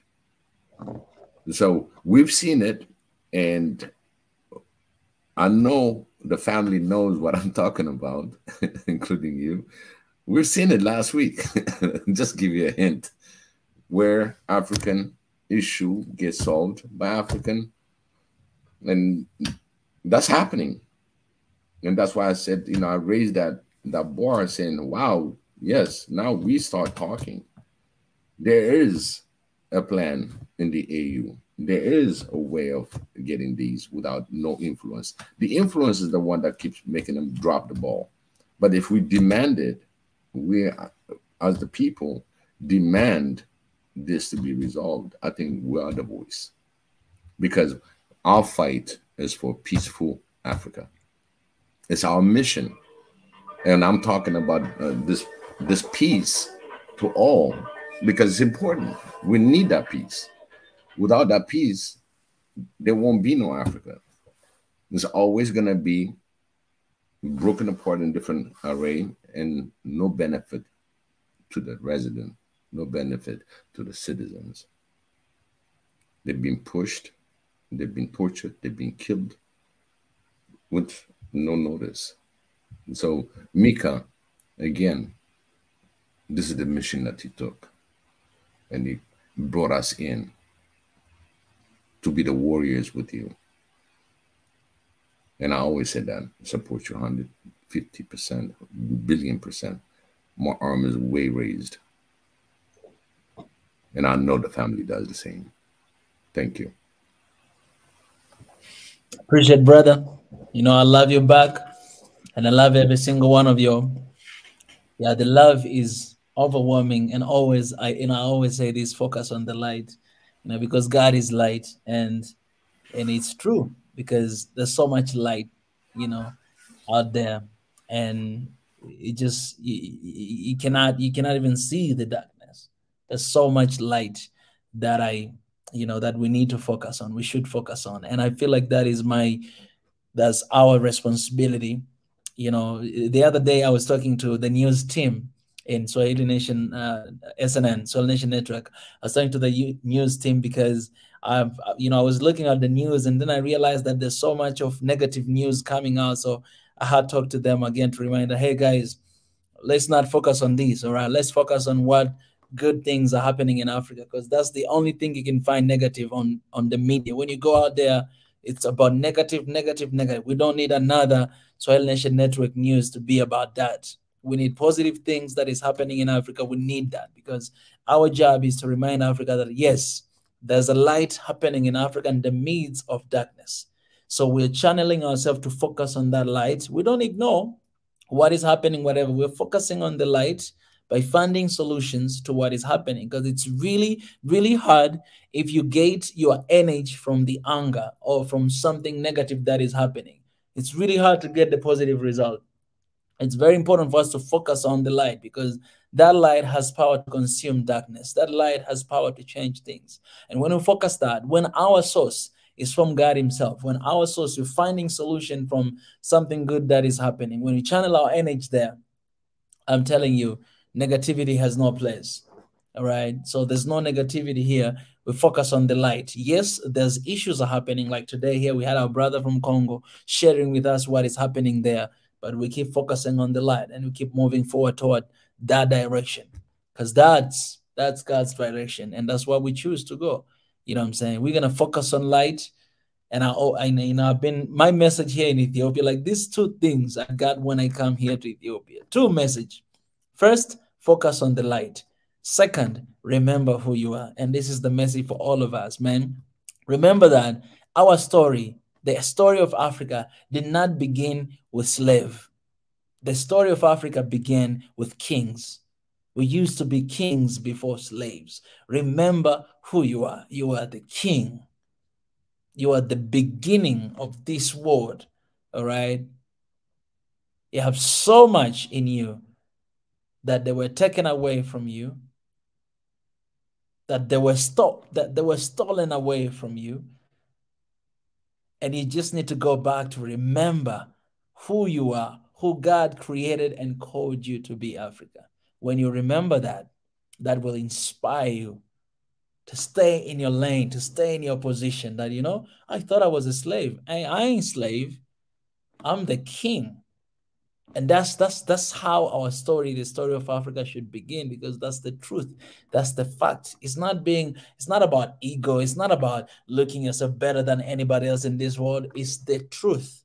And that's the story of Africa. That's where Africa began, as the kings and queens Let me say that as a kings and queens, I'm not forgetting our ladies out there, as a kings and queens, as a queens and kings. That's the story of Africa. You focus on the light, that's the light right there. You focus on that, I'm telling you, at this age of time in 21st century, your energy, your mind will be like, oh my goodness. So everything that I've been believing, everything that I've been studying, everything that I've been seeing, the history book that I learned even in class, you know, about all this stuff. Okay, yeah, it's part of the story, but it's not all the story. That's not how our story began. You understand that? That's not how the story of Africa began, and that's not how it's going to end. It's coming back to Africa. This is the future. This is the future of this world. This is the future. Focus on the light. Remember who you are, Africans. You hold those two things. It doesn't matter how many times people disrespect you. It doesn't matter how much people look down on you. It doesn't matter how they try to put you down. It doesn't matter, man, because you know who you are and you focus on the light. You know, they will try everything they can, but it's not even going to bother you. They will never stop. Today, I was having this interview at the African Union. You know, so the one broadcast television here in Ethiopia, ETV, they came to interview me, and so he was asking. One of the question, he was like, "Man, tell us, how can we make sure that there's no foreign intervention in our issues?" And my answer was very simple. I was like, we ain't gonna stop that. We're not gonna be able to stop foreign interventions in our countries. We're not, because these guys, they benefit a lot from us. Not today, they started a long time ago. That's how their system were created. That's how the nations were built. That's how they were built. They were built by us. Slaves that they were taken away from our countries. Our kings, let me use that, our kings and queens that they were taken away from our country. That's how the system were built. They will never stop exploiting Africa. They'll never stop wanting to intervene and trying to take advantage of it. They will never stop. So what should we do then? And we know that's the fact. What we should do is to make sure that we decolonize our people. We understand, we go back to the root to understand who we are, to understand what we have, and to understand that we are actually in the positions of demanding. We're in the position of calling the shots. I was saying it's not a time for us to be scared of the sanctions that are going to be put on us. It's the time for us to come together and ask to sanction them, because we have that power. That power is in Africa. If Africa will come together as one Africa, man, we're going to sanction them. We're going to sanction them because they need us. That's the fact. But we cannot do that right now because we are like that. We are like that. We demand the seat at the council, UN Council. That organization, you know, it started, even most of our African countries, they didn't have independence when they started United Nations. They were not independent. What does that make us? That means you're not even on the seat of the table when they were talking and they were forming United Nations. You're not part of that. Do you think they're going to change that today? Oh man, we need to bring our people together. We need to bring our people together. We need to become this one people. We need to go back to the basics of our kings and queens. We need to come back to their roots, man. And when we come back there, I'm telling you, man, if they put sanction on Ethiopia or Congo or Zimbabwe, put sanction on all countries in Africa. They ain't going to do that. They ain't going to do that. I'm telling you, they're not going to do that. They're not going to even try to do that. Right now, they can do in one country, in another country. Eritrea have been in sanction for so many years. But I'm telling you, Africa come together, hey, we're going to put sanction on them. And that's the thing they're scared of. So we should not do anything based on their influence, based on what we want to do to them or what, you know, they're going to do to us. No, we should do it together because it is the right thing to do. This is what we're supposed to do. Supposed to come together, supposed to bring this. And I respect so much Big E because Big E, you know, you have been for a while, all right? Big E version is 6.0 version, if you guys understand what I mean. And that means you have seen things from the beginning of time. up to today. So when Biggie speaks something, say something, he's talking out of experience, things that he has seen. See, that he have seen generation after generation coming. You've been part of that. So it's a privilege for us, Swahili Nation One Africa, to have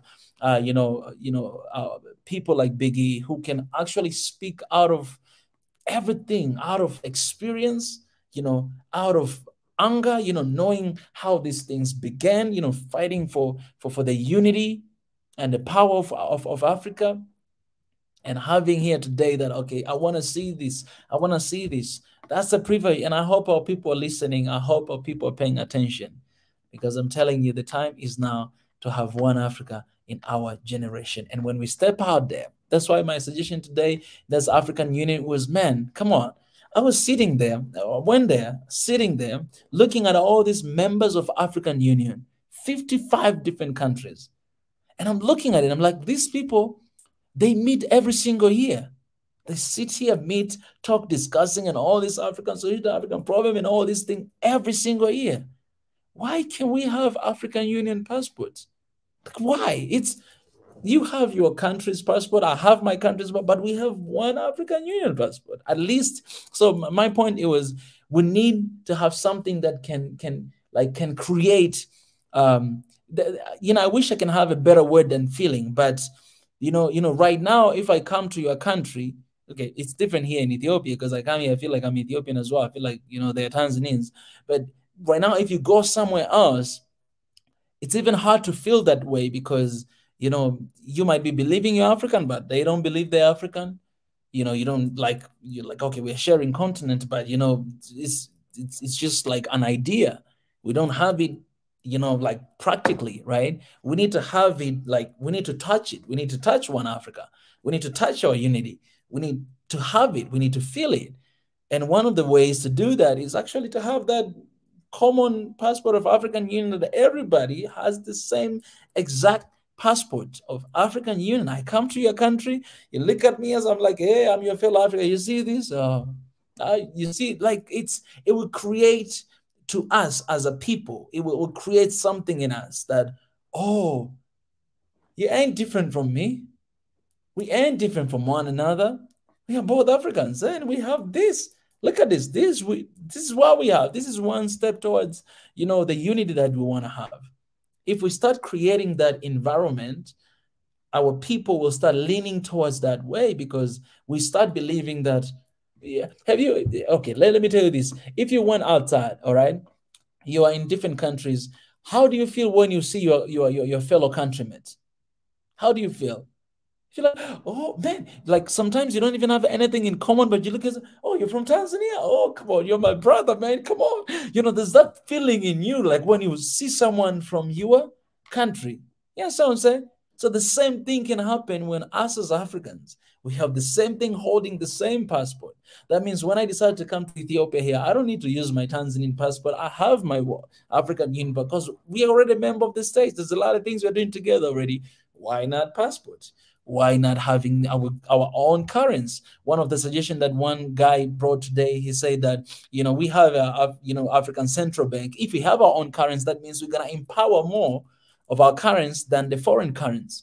He was saying that in order for me to come to Ethiopia, I need to change my local currency to dollar, and then I need to come here to change dollar to the local currency. That means we keep like boosting their money, and while we don't even have a plan to have our own money to boost our economy, to boost our central bank. So it's just there, it's just useless. We don't have the money, we just keep using the foreign money and all those all these things. When we, as a union of African Union, if we work together to create all this stuff, it will create an amazing symphony to all the countries across the continent, man.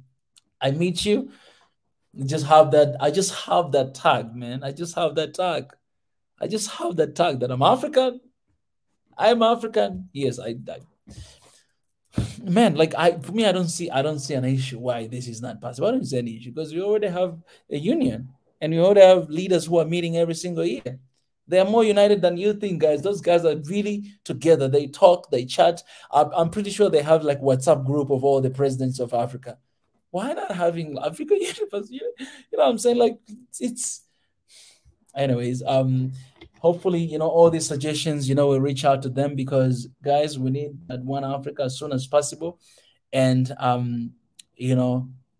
going there today, it was a precious moment. To see all the pictures. You guys, if you've seen a video, I've shown the pictures of our first presidents, on forefather. It's just really good to look at them. That, man, these are guys that have been pioneer this movement for so long, and walking in those ways and cause. It was just a beautiful, it was just a beautiful feeling. So I hope that those stuff we can actually actualize and move towards the direction of uniting our people, because that's the reason why we have African Union. That's the reason, right? African Union. That is the reason. Unit. All right. Mika, I'm gonna spin you out on that one too, on the AU passport, right? This was maybe about 6 months ago. We had a conversation where African Union, and after that, I had some in my show on the Diaspora Talk about AU 2063.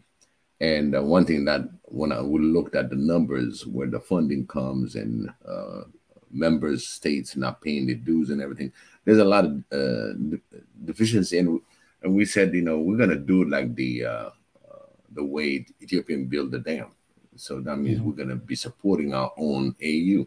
So when you look at to bring this passport, it's very easy to bring it about, to create this passport and have an entity, which is the national security also. But the thing is, if you are able to obtain a passport in Tanzania, okay, so that means your passport information can be copied directly the way it is, and you can apply for your AU. So what happened is you create a funding, okay, that your passport, you have to pay for it, but that paying part of it is to support the African Union. So that means we're funding our own African Union from a citizen level. So the idea that you push in through that one passport, not only you have that really true understanding of the unification, but we are one in one passport. Even though you have your own passport from the country, because the country that issue your passport also has fund that comes from every citizen. In that double time, if we all agree and everybody wants to have an AU passport, I think it's a matter to sit down and say, hey, we're on the right path. Because what we're doing is we're contributing to the AU so they can do their job easy with no influence. So we're supposed to be supporting it because this is our union. This is our Africa. So again, it comes to that African issue to be solved by Africans. If we agree to that, we got fund that's created to accelerate certain programs. We don't have to wait for handouts in order to move. We create different things out of the passport. The passport will say, hey, maybe it costs you $100, okay? But then it goes to the unity, hey, no, I'll pay $200, people that have the money. You pay more and show the unity and the progress for the African continent. So that AU passport, it has a lot behind it. So for us really to go through that, we're circumventing a lot of things across, but it's a passport. You're already citizen of Africa. Really, you're in Tanzania, but you are African citizen, period. Yeah. And you already got your passport. So you travel, and now you got AU, and we're exposing, actually exporting African Union, and it will reach out throughout the diaspora. It's brother. And I want to do even a little research here. Let me ask you guys who are watching here. If today African Union come and say, guys, okay, we're going to create African Union passport, and we want you guys to pay for this passport for this amount of money, how many of you are going to say yes? Let me know in the comment section. For me, I'm going to pay for it. Yes. For me, yes. I'm going to pay for it. It's yes for me. Yep. And not only that, not only passport, you can even, if they say, okay, passport, you can even have the African Union identity card. All of Africans can have that. You know, if we say, okay, passport, we can have that. You know, for this, let me applaud East African community, because us in East African community, we have East African community passport. So the passport that I do have, Kenyans they have, Congolese they have, Burundi, Rwanda, Uganda, you know, they do have, like the entire East Africa community. We have the common passport of East Africa. That's how it's written. And where's my passport? I think did I lose my? I haven't seen it for a long time.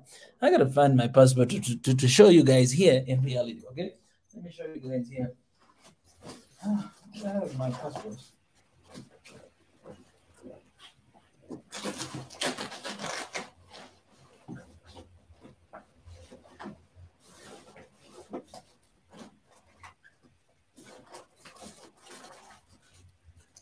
Somebody don't want me to leave Ethiopia. Oh, see?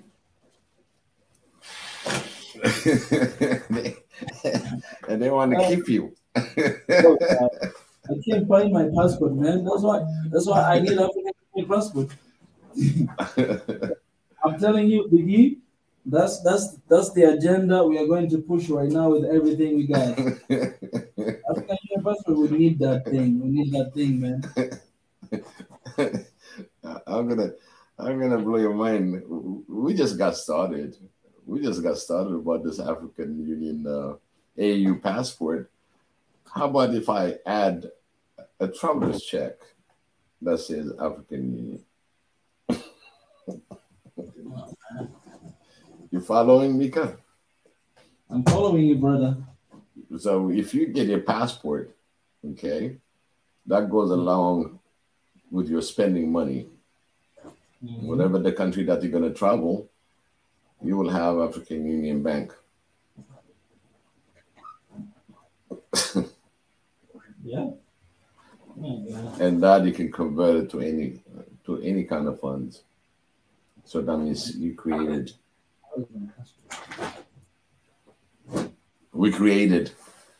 a financial system. That's what a lot of international organizations, especially looking at things that they want to control in Africa, they don't want to see that to happen. In fact, they're probably just going to say, oh, no, we're not going to recognize it because each country is different. But if Africa fights and we all fight together, we can have this passport made because it's African Union. And it does recognize each state. Each nation is recognizing the AU. And it can create a lot of things, It will create jobs, it will create different ways of doing business in Africa. It opens a lot of road, all these visa issues, all these things, everything is going to be pretty much done with.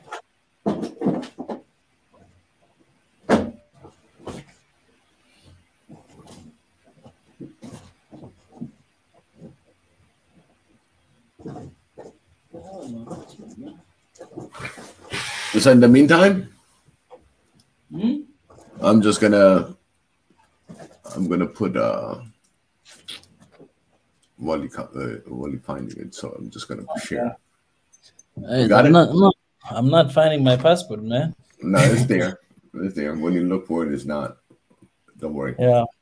I wanted to show you guys how it looks like outside. You know, it's written East African Community. And if that is possible, it is possible for the entire continent, because imagine if we have like African Union passport. Oh, just like Africa passport. Man, like right now for me, I can go to Kenya, Uganda, Rwanda, Burundi, Congo without even my passport. I just need my ID card, because we already have that East African Community, passport. This is doable because all these regions organization, they already have it, man. Like that will be, he was saying here, man, and you guys, it will be so much easier, man. I'm telling you, even those who do not feel like they're Africans, man, it'd be like, show me your passport. Okay, you might be looking like whatever. Show me you're African. Get out of here, man. That's how we can keep accountable, you know, with one another in a way. And a lot of people here said yes. I didn't see anyone who said no here to pay for the passport. This is because this is how much we want our people to be one, our people to be united. This is how much we want. And having that is basically like psychologically, you're breaking the borders already. Today we are one. You're breaking the borders in all kind of level. You know, and this is the agenda we're gonna push here. Swahili Nation One Africa, we're gonna push until we see the African Union passport one day. We'll push it. We'll do research. Whatever country we will ask our people, how much do you want to support this? Do you want? We're going to create this initiative, and we're going to go back to African Union to tell them that, hey, we want our passport, and we are ready to pay for it. Let's go with this initiative. We're going to push that agenda, man, and that's how we're gonna do. Because we got people on our side. We got youth on our side. You understand what I'm saying? And the awesome thing, can you imagine if between your passport you have like a plastic or like a credit card looking, it says African Union Credit Union. You put money in it. With our own currency. Yeah, whatever the place you're gonna be trading. Let's say you're in Ethiopia, tomorrow you're going to be in Nigeria. That money is converted automatically, whatever you spend it. And then you eliminate that middle guy that's taking the money. Because everybody wants that hard currency, as they say. But really, we need our own currency within the continent itself. That makes trade a lot easier. Like, for example, some people want to help and Swahili Nation One Africa, we're going to have to go in each country and establish a bank system, right? But I'll leave that idea to bankers, financial experts, how this thing can be about.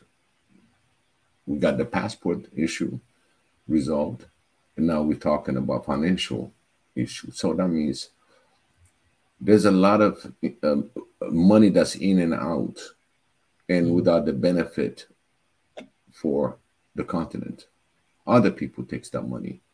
You're paying that interest of that currency to the payer. So that means the other country is making money on top of the money that you're using for conversion.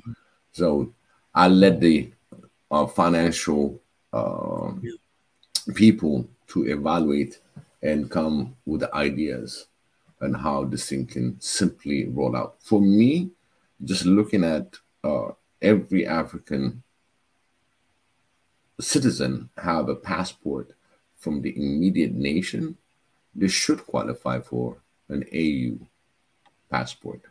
And how it's going to be issued and where, because it's a national security, but at the same time, you don't want to have, somebody replicate their securities. And there are measures that they can do to make it happen, and then slowly we become independent. Our African Union become independent. They can make quick decisions. They can turn around and get certain programming that was laid for the next 10 years. They can bring it in. There will be a lot of flexibility. There will be a lot of understanding on how we're going to move, because now we're financing our own African Union. That's a lot of money. That's a lot of money, because it comes voluntarily, because we got an aim. Because the union is there, we just want to reinforce it financially, and we want to see people do the job. That's what it's going to enforce. We'll see people doing the jobs. A lot of them, they're just getting paid. They're not engaged on their roles. So that will help us to have even transparency on how we can see what's going on when it comes to the continent. Like the Congo issue, like Ethiopia issue, the money issue, Burkina Faso. We got a lot of issues in Africa. And that gives you power if somebody is really delegated and just persistently look for a solution. Someone that's going to be for the peace. So that'll give us that strength once we identify ourselves as African members of the African Union. So that is important. So that's my take on the passport. When you said the passport, each nation has passport. They issue passport, and then you want to match it. I want the African Union passport, and I'll pay for it. I'll pay too, and we will pay too.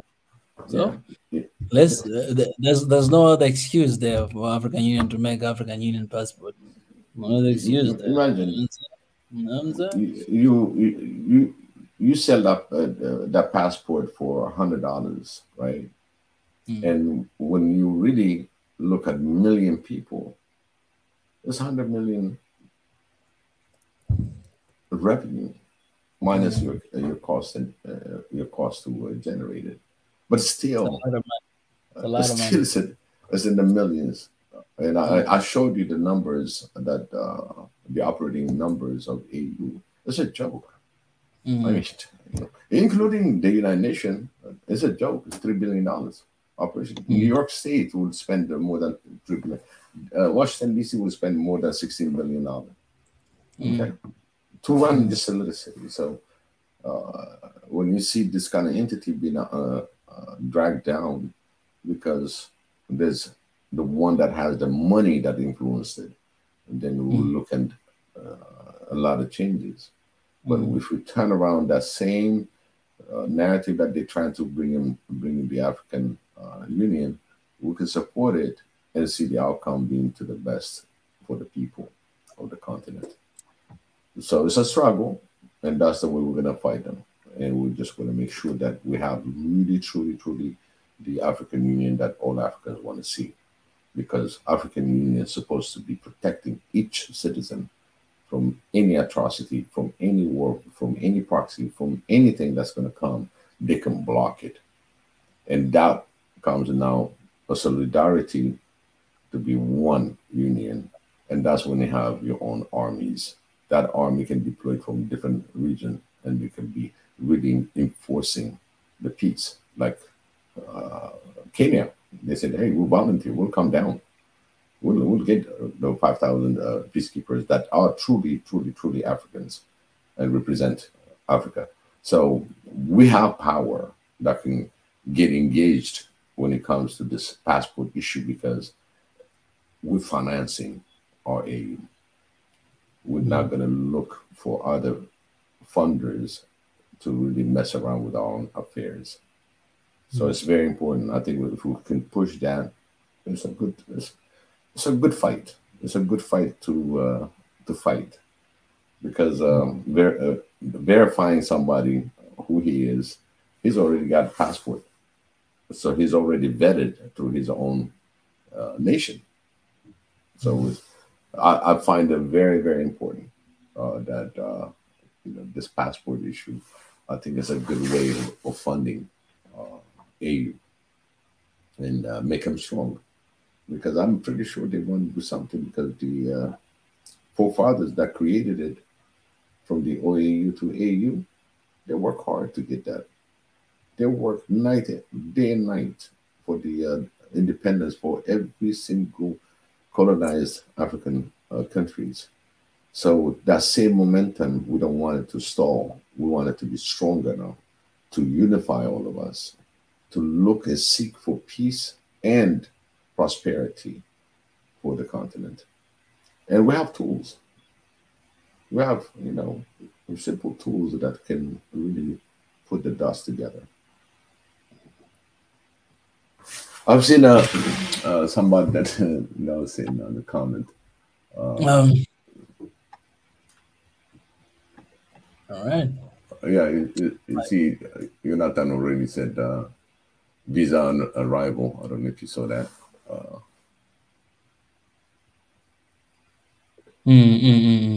Exactly. That's something that Ethiopia is always in a way ahead of things like that, because if Ethiopia can take that risk, because that is the risk. It's a risk to do something like that for the country, and all those stuff sometimes. But taking that step, that initiative, it's something that needs to be promoted and needs to be appreciated as well. Anyway, man, right now my mind is in the passport, so hopefully I can go and find this after this live stream. But Maybe there's another little Mika running around. I have no idea. Some stuff can, yeah. I need to check. Like I don't remember putting in that bag, in the big bag. I always carry in my small bag, but I gotta check it out. Yeah. One of the places I want you to check is on the pants that you wore, and it's probably stuck in on your back pocket. Oh yeah. You probably went on track back. You just track back. Just relax. You'll find it. You'll find it. It's there. Yeah. No, actually, yeah. Actually, you reminded me something. Let me see here.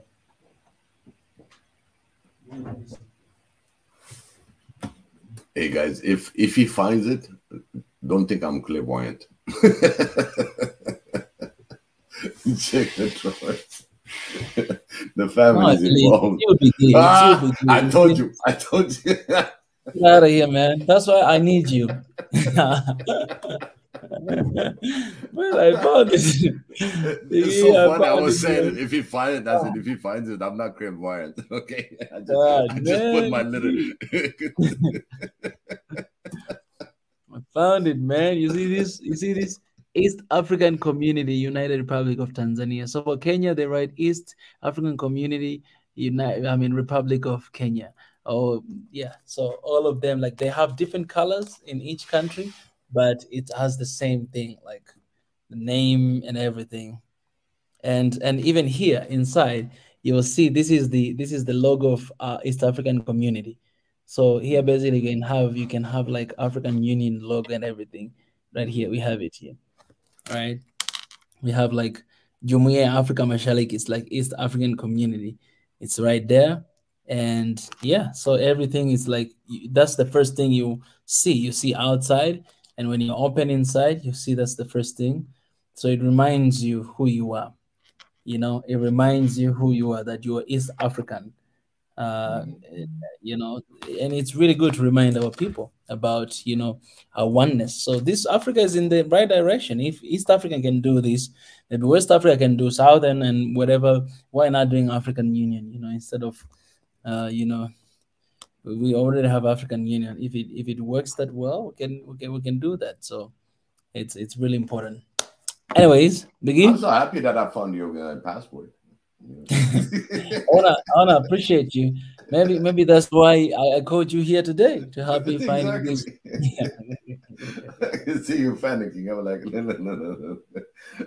Mine, I was like, oh God, what is happening? But the funny thing is, I was supposed to leave tomorrow, right? I was supposed to leave tomorrow, and I told you guys in the group I was supposed to leave tomorrow, but so it's crazy how things are happening. So today, I was sharing this with Jonathan area. By the way, it was really good to see Jonathan, man, face to face. It was just amazing, when you see someone that you've been talking or seeing or reading for a long time, and I can't believe that Jonathan is commenting here in Ethiopia right now. Usually he will be in the States somewhere, not really working. Working and listening to Soil Nation at the same time. But now it's weird that, Jonathan, you're actually just next to me somewhere there. It's weird. But I met with Jonathan today. We were having like some tea time, and it was just beautiful, to connect. And it's kind of like it's a brother for so long, right? Like there's no awkwardness. There's no like, oh man, I missed him because I was coming out of the elevator and I saw this one bald guy sitting, and I thought it was Jonathan, because Jonathan he's bald as well, but it was wrong. It was somewhere there. It was somewhere there on the corner, and we met. We had a good time talking on all the stuff. So I forgot where I was going with this story. Where was I going? It was about passport. On the passport, and he's there, and now he's commenting the whole yeah. to join. Yeah. Yeah, and this is the discussion that we had, is strengthening the continent regionally and all the region joining. That's right. That's right. This way. I don't help me. Yeah, I was saying that I was about to leave tomorrow, but Yeah. so this is another thing, man, Biggie. Like we talked about this last time when I came here, right? Jonathan is defending himself. Now what happened? What happened? So here's the thing. What happened? This is the conversation that we are taking with Jonathan. That every single thing that I have done here in Ethiopia, there's only two things that I planned. Like I said, I'm going to Ethiopia to film the Science and Technology Museum, and also to learn about wheat, and maybe to have an episode about wheat production, which I have. I haven't edited yet. You know, I will edit soon. For That's you guys. Supposed to be a secret. That's supposed to be a secret. I didn't say it. Guys, just don't listen to this, all right? Right. So those were the only two things that I was like, okay, I want to do these two things before our project of smart farming, and before anyone else come and film that museum, because I was the first to film before it was completed, and I wanted to do it again after it was completed, right? And thank God that's what has happened. Everything else, I didn't know there's Adwa Museum. I didn't know there were, demonstration protest that day. Like every other things that it just came. Okay, African Union, this Summit of the Youth, I had no idea. I didn't know. Rofnan concert, I didn't know. But it seems like I came at the right time, at the right place. And so for the whole these days, because I plan to stay here for 10 days. So for the whole 10 days, every single day, I had something to do, and it was new, and it just happened spontaneously when I got here. The Adwa Museum, I had no idea. Sky is Black, my brother, I had interviewed with them before here. Their podcast called Sky is Black. You guys can find on Apple Podcasts and other platforms. It's really amazing podcast. He just texted me, say, Mika, I heard there's an Adwa Museum there. Maybe you should get some time to visit there. And I went there just, 2 days ago. Rofnan, I just got here, and they told me that, hey, your boy is having concert. You should go there. I reached out to him, and I was like, okay, come on. He gave me a ticket and all the stuff. African Union, I got just random message, DM from Twitter account. Someone I don't know say, hey, you should come. And I went there. I got an access. I met with all youth who they were elected with their government in their countries to come here to Ethiopia for this summit. 2 youth in every single country, and I was there. And I got this badge as a media. I was there. And yes, Idom, she's reminding me about the Hub of Africa, Fashion Week as well. Came here, and that day, Jonathan, because I forgot that day, man. I was actually sleeping that day because I just got here. I was so tired, I was sleeping. And the Janet, the girl that she's working with Ars TV, that I worked with her before, she gave me a call while I was in my sleep that, hey, where are you? Why you're not here? And so I just had to wake up to put on this, clothes, and then to rush to, to the Hub of Africa. The same day when I got here. So the first day I got here, I attended that, and then the next day was museum. The other day was this, and the other day for 10 straight days, every single day, even recording the anthem for Soil Nation One Africa for 10 straight days. Everything was just connected like that. And so I was planning to leave tomorrow because I have my flight at 10 a.m. in the morning. I usually don't say this, Biggie. I always keep as a surprise. You guys just see me here. There. Right. So yeah, I'm saying it because it changed. So I'm planning. I'm like, tomorrow I'm leaving. All right. I'm like, I gotta find my passport, to leave to go back to continue to do some other missions. And so I have this meeting in the evening. This one guy just calls me when I was at African Union. I don't know this guy. Like, hey Mika, do you know me? This basically is what he started talking to me. He called me and he's asking me that, Mika, do you know me? I was like, man, come on, I don't know you. You just called me for the first time. That's how exactly I told him. And he was like, yeah, I got your number from these guys. Apparently he got my number from the manager of Ethiopian Airlines in South Korea.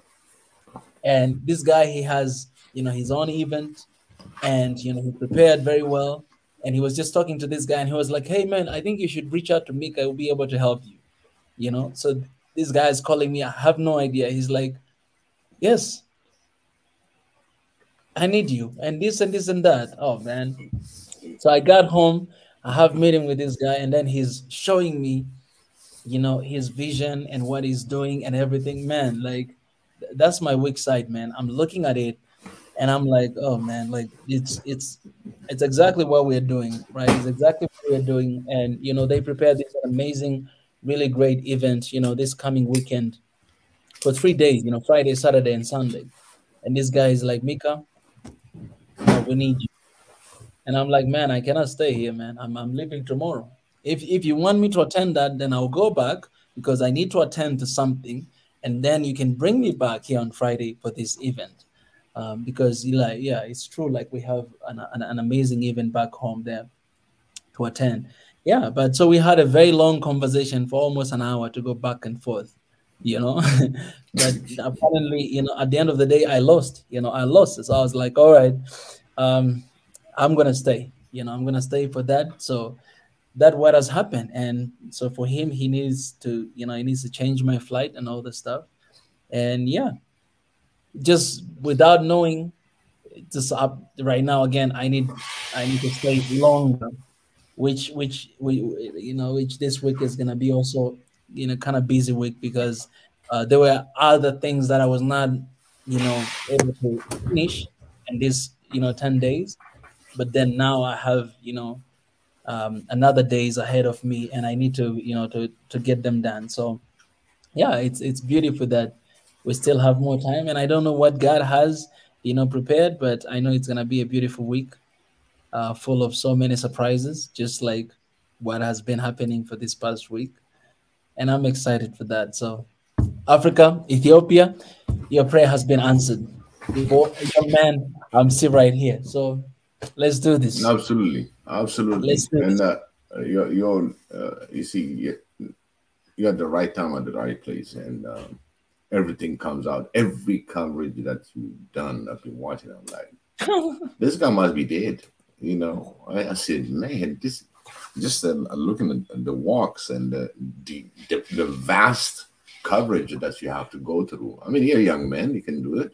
But again, back to back, and what you present and what you represent and what you want to do for Africa is just mind-boggling. I mean, it's just and again, you're chosen, so you have a mission to accomplish.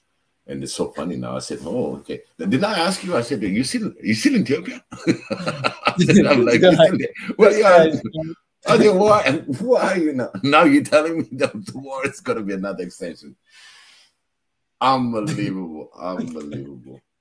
You're unbelievable, Jonathan. This guy is unbelievable. Do you see what is happening in the comment section? Marichi says, you have a wife to find, Mika. That's why you are staying. And then Jonathan is saying, Marit looks like she may be in the room. That's why you just yawned. She probably jumped in the closet now. I can't believe you guys. She's probably reading the comments. Time to hide. Oh my Lord. Oh God, I can't do it. It's an African thing. You know that. It's an African thing. DJ say that's why Mika keeps returning to Ethiopia. Oh my God. Oh God. You guys, you have no difference with those guys who says the government is paying me. You guys are the same. Yeah, well, I don't understand what it was all about. I'm like, the government paying him. I'm like, oh, man. What's the mission? What's the mission? our mission, I mean, it's clear. Our mission is very clear. There's no ambiguity of what we plan to do. One of the things that is we don't want to get involved in the political stuff, and we want the voice to be heard. And I don't understand where it came from. Which government, for the work that you do? I mean, which government is paying you? Like people just comment. He's going 360 up, down. I know where. I'm gonna find her. Don't push it, Mika. Oh my God, guys, come on! There's nobody here. It's just me. And it's so funny. Do I wish someone was here? Of course, I wish, but there's nobody here. So, right.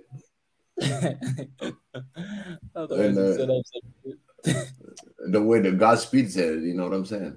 Godspeed, Godspeed, like on JP, like he took my girl. Come on, he was so funny. He was so funny. I'd be nice to him. He goes, I'll be nice to him. And here he is. Yeah. He was not doing what he's supposed to be doing. Well, I think he got Jonathan now for you. Oh, man. And we want to hear that back. I need him to be on my show. Jonathan, if you hear me, I want you to be on my show. I want to hear everything that you've done and really hear from you. And of course, with Mika too. So you'll have some grueling and question that we're going to be questioning both. That'll be very interesting conversation. But I'm so glad you guys met up. I'm jealous. I think I'm way overdue to come and meet you, Mika. Way overdue. That's with all Xavier will, and definitely that'll be crazy. We'll have crazy. That'll be crazy. Oh, by the way, let me show you guys the video I took with Jonathan when I met him for the first time. Because let me show you right now here. This was beautiful. I cannot wait, man. Biggie, I think this has been because I met a lot of people so far. I met a lot of people. And also a lot of people haven't met them. They haven't met yet. But there's always this special energy when we meet, for the first time. You're like, oh, look at this. Like there's this love, love, like just love in the air. That, oh man. Let me find that video. Where is that video when I met my brother? Man.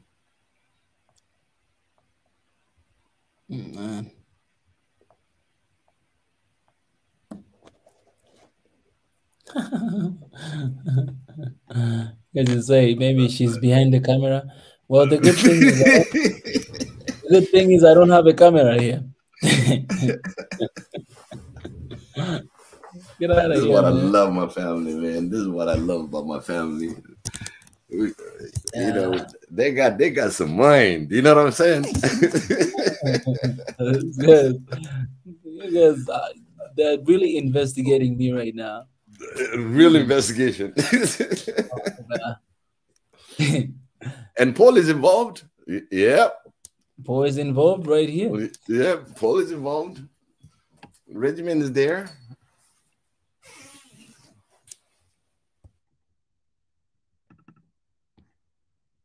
Oh man, I cannot find that video. Anyways, man, he got 10 days coverage. It's very hard to go back to it. Oh yeah, Look yeah, at the man. date. Oh. Look at the date. Yeah.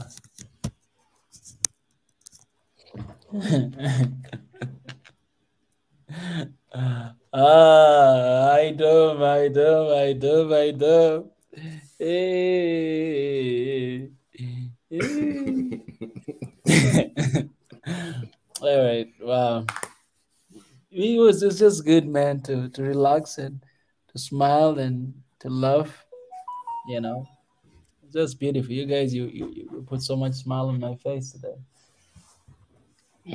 The nature of our work sometimes it's hard to laugh.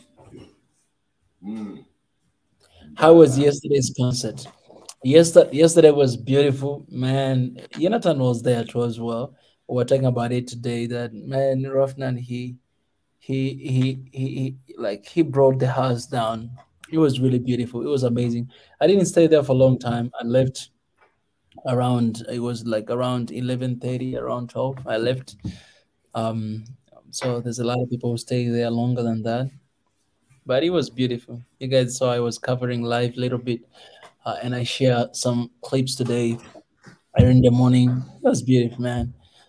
It was beautiful. I'm a musician, and I used to perform a lot when I was in South Korea. So looking at that, I was just getting this, good jealous guys. Just I'm like, man, like, there's this moment. Sat down and was playing guitar and sing. I was like, come on, Rofnan, that's my thing. Come on, that's my thing. There's something inside of me is like, but it was good. It was really good. I really enjoyed.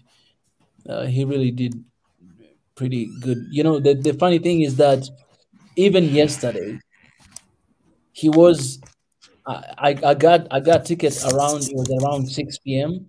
and he was still at the studio. Like I went to his studio to get the ticket, and he was at the studio. He said, "I need to finish up some stuff. That some new ideas came, and I need to finish up. To perform later." Until the end time, he was doing that.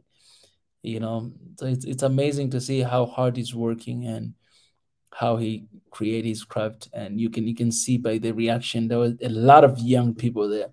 I think it's really popular among the young people. So many young people were there. And it's just beautiful to see these young people coming together and singing and all this stuff. And I'm like, wow, like this is beautiful. Actually, the studio hours is like the hour flies so quick because you got all these things that you're editing and you're trying to do that before you know it, you got 6-7 hours gone. I've been on one of those studios. I'm like, what happened to the time? And it's already 4 o'clock in the morning. And we started it was around 9:30 in the morning. We didn't know what happened because it takes time. It takes a lot of time to get these things recorded and put it together. And I feel so bad for the guy that's doing in the studio, that's doing all the producing, the producer. So it's like, I don't want to be on his shoes. And also the artist. I mean, the artist also is going to keep on repeating, singing it. No, that's not good. Take another one. It's a tedious job for me. A very, very long process, but it's fun. A lot of fun. A lot of creativity that happens within that studio.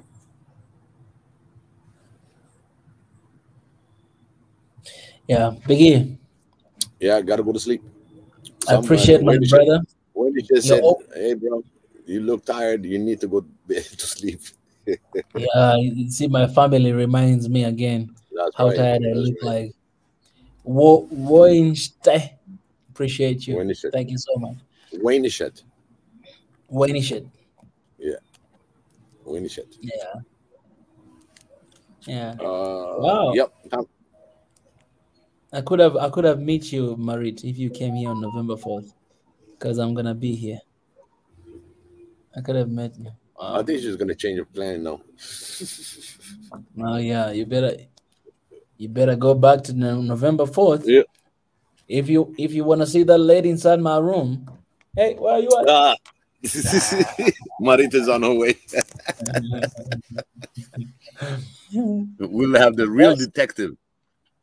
And and I think I'm gonna I want to connect with. I want to meet Jamie. You remember Jamie show? I want to meet Jamie and Kemi at the same time. and maybe do something together. So hopefully I can bring Jamie in right here. So Oh, that'll be fun. That'll be fun. fun. Yeah, yeah, yeah. All right, Biggie. I All right. appreciate you man, for Thank you.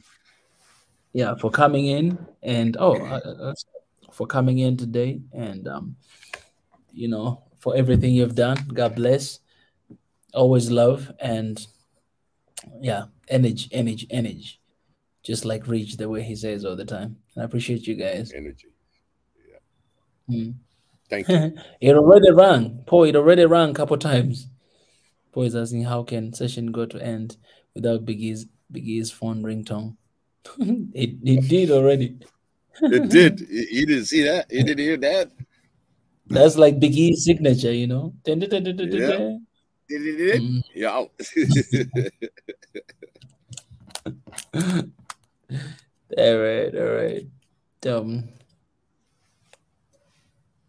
right.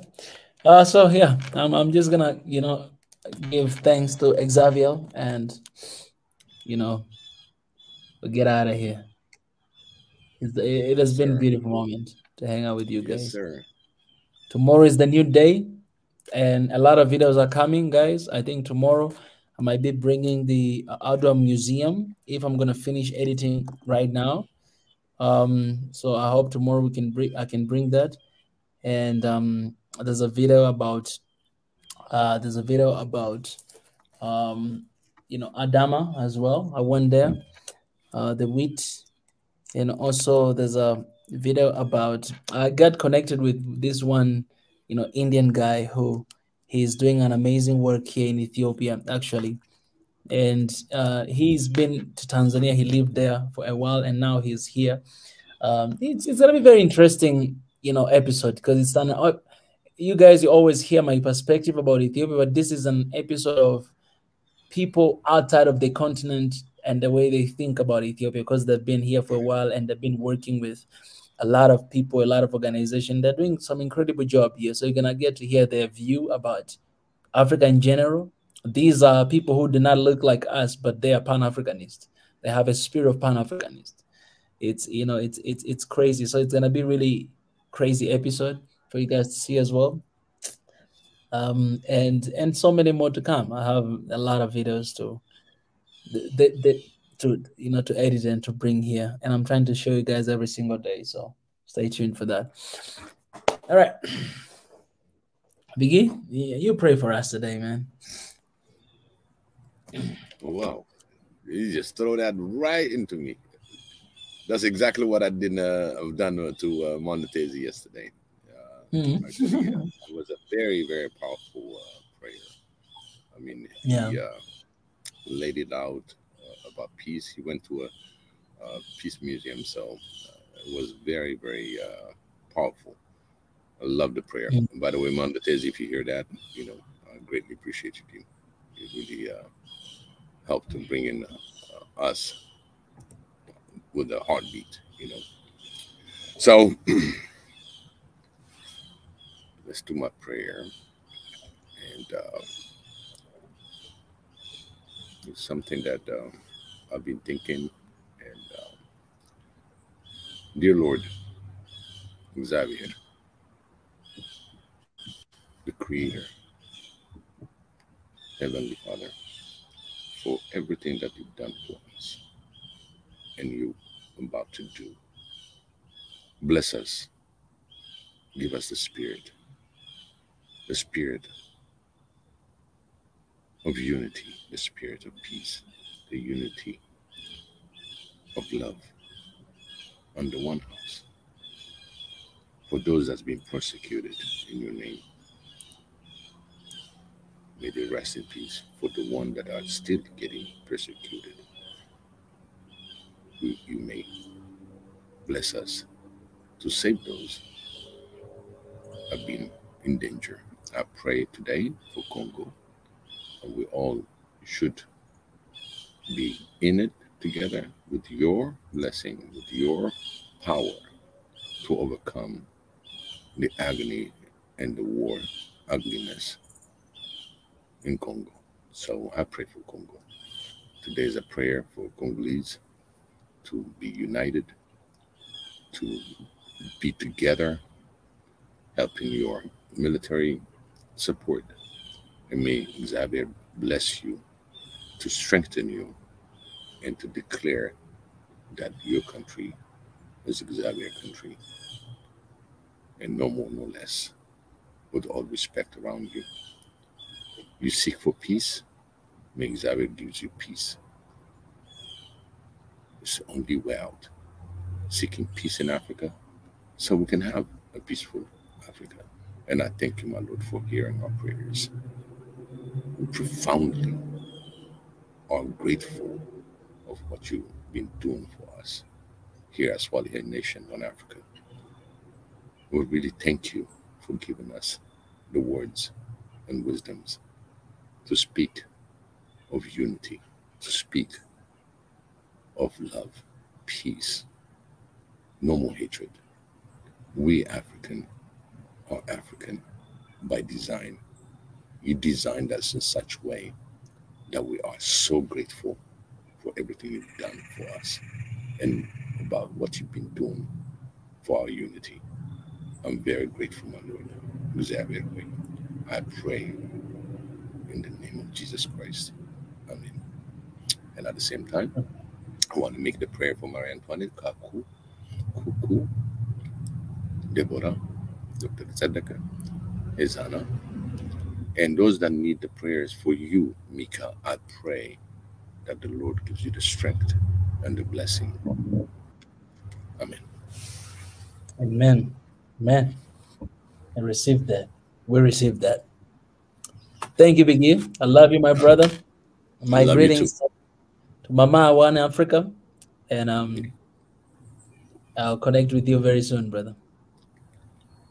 It's a wrap. That's right. It's a wrap. Thank you. Thank you all. Have a blessed day.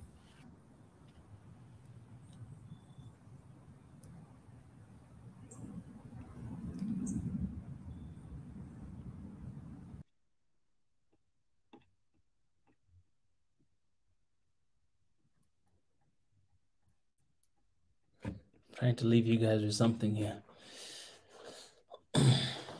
Should I leave you guys with?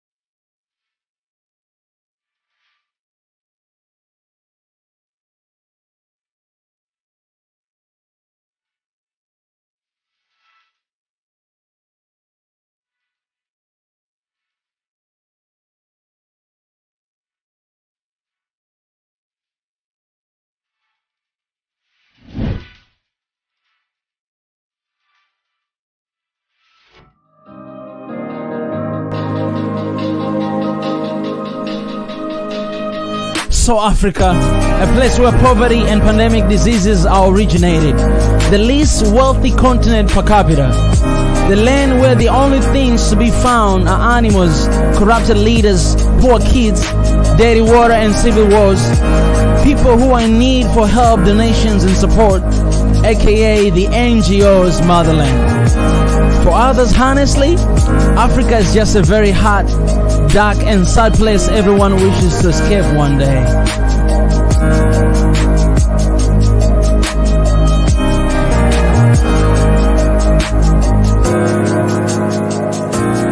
Well, whether you're an African or not, this thinking isn't new to you, because you have read, heard or felt the same way before. Just type the word Africa on Google right now. Turn on your TV and see what the NGOs portray. Watch movies from Hollywood. Ask your mama, friends, or ask yourself, what is Africa? Yet if you're still struggling to believe, let me ask you this. What comes to your mind when you hear the word Africa? Tell me the first thought that comes to your mind right now. Honestly, tell me right now. But what really is Africa? What is Africa?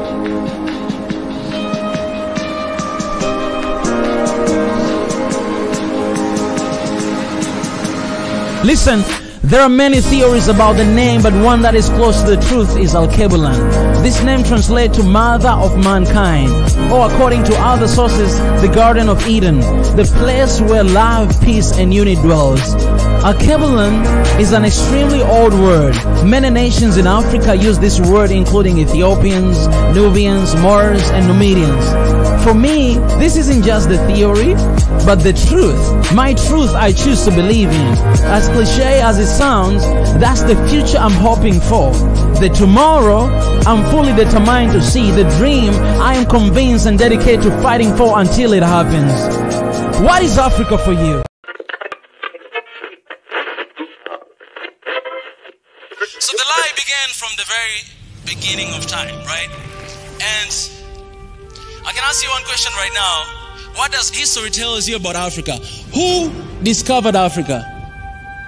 If you write right now on Google who discovered Africa, you find out that is one white man that he came and discovered Africa. And you can ask yourself that how can you discover a place that already exists? How can you discover a place that people already live in that place? It is impossible, but that's what the history tells us.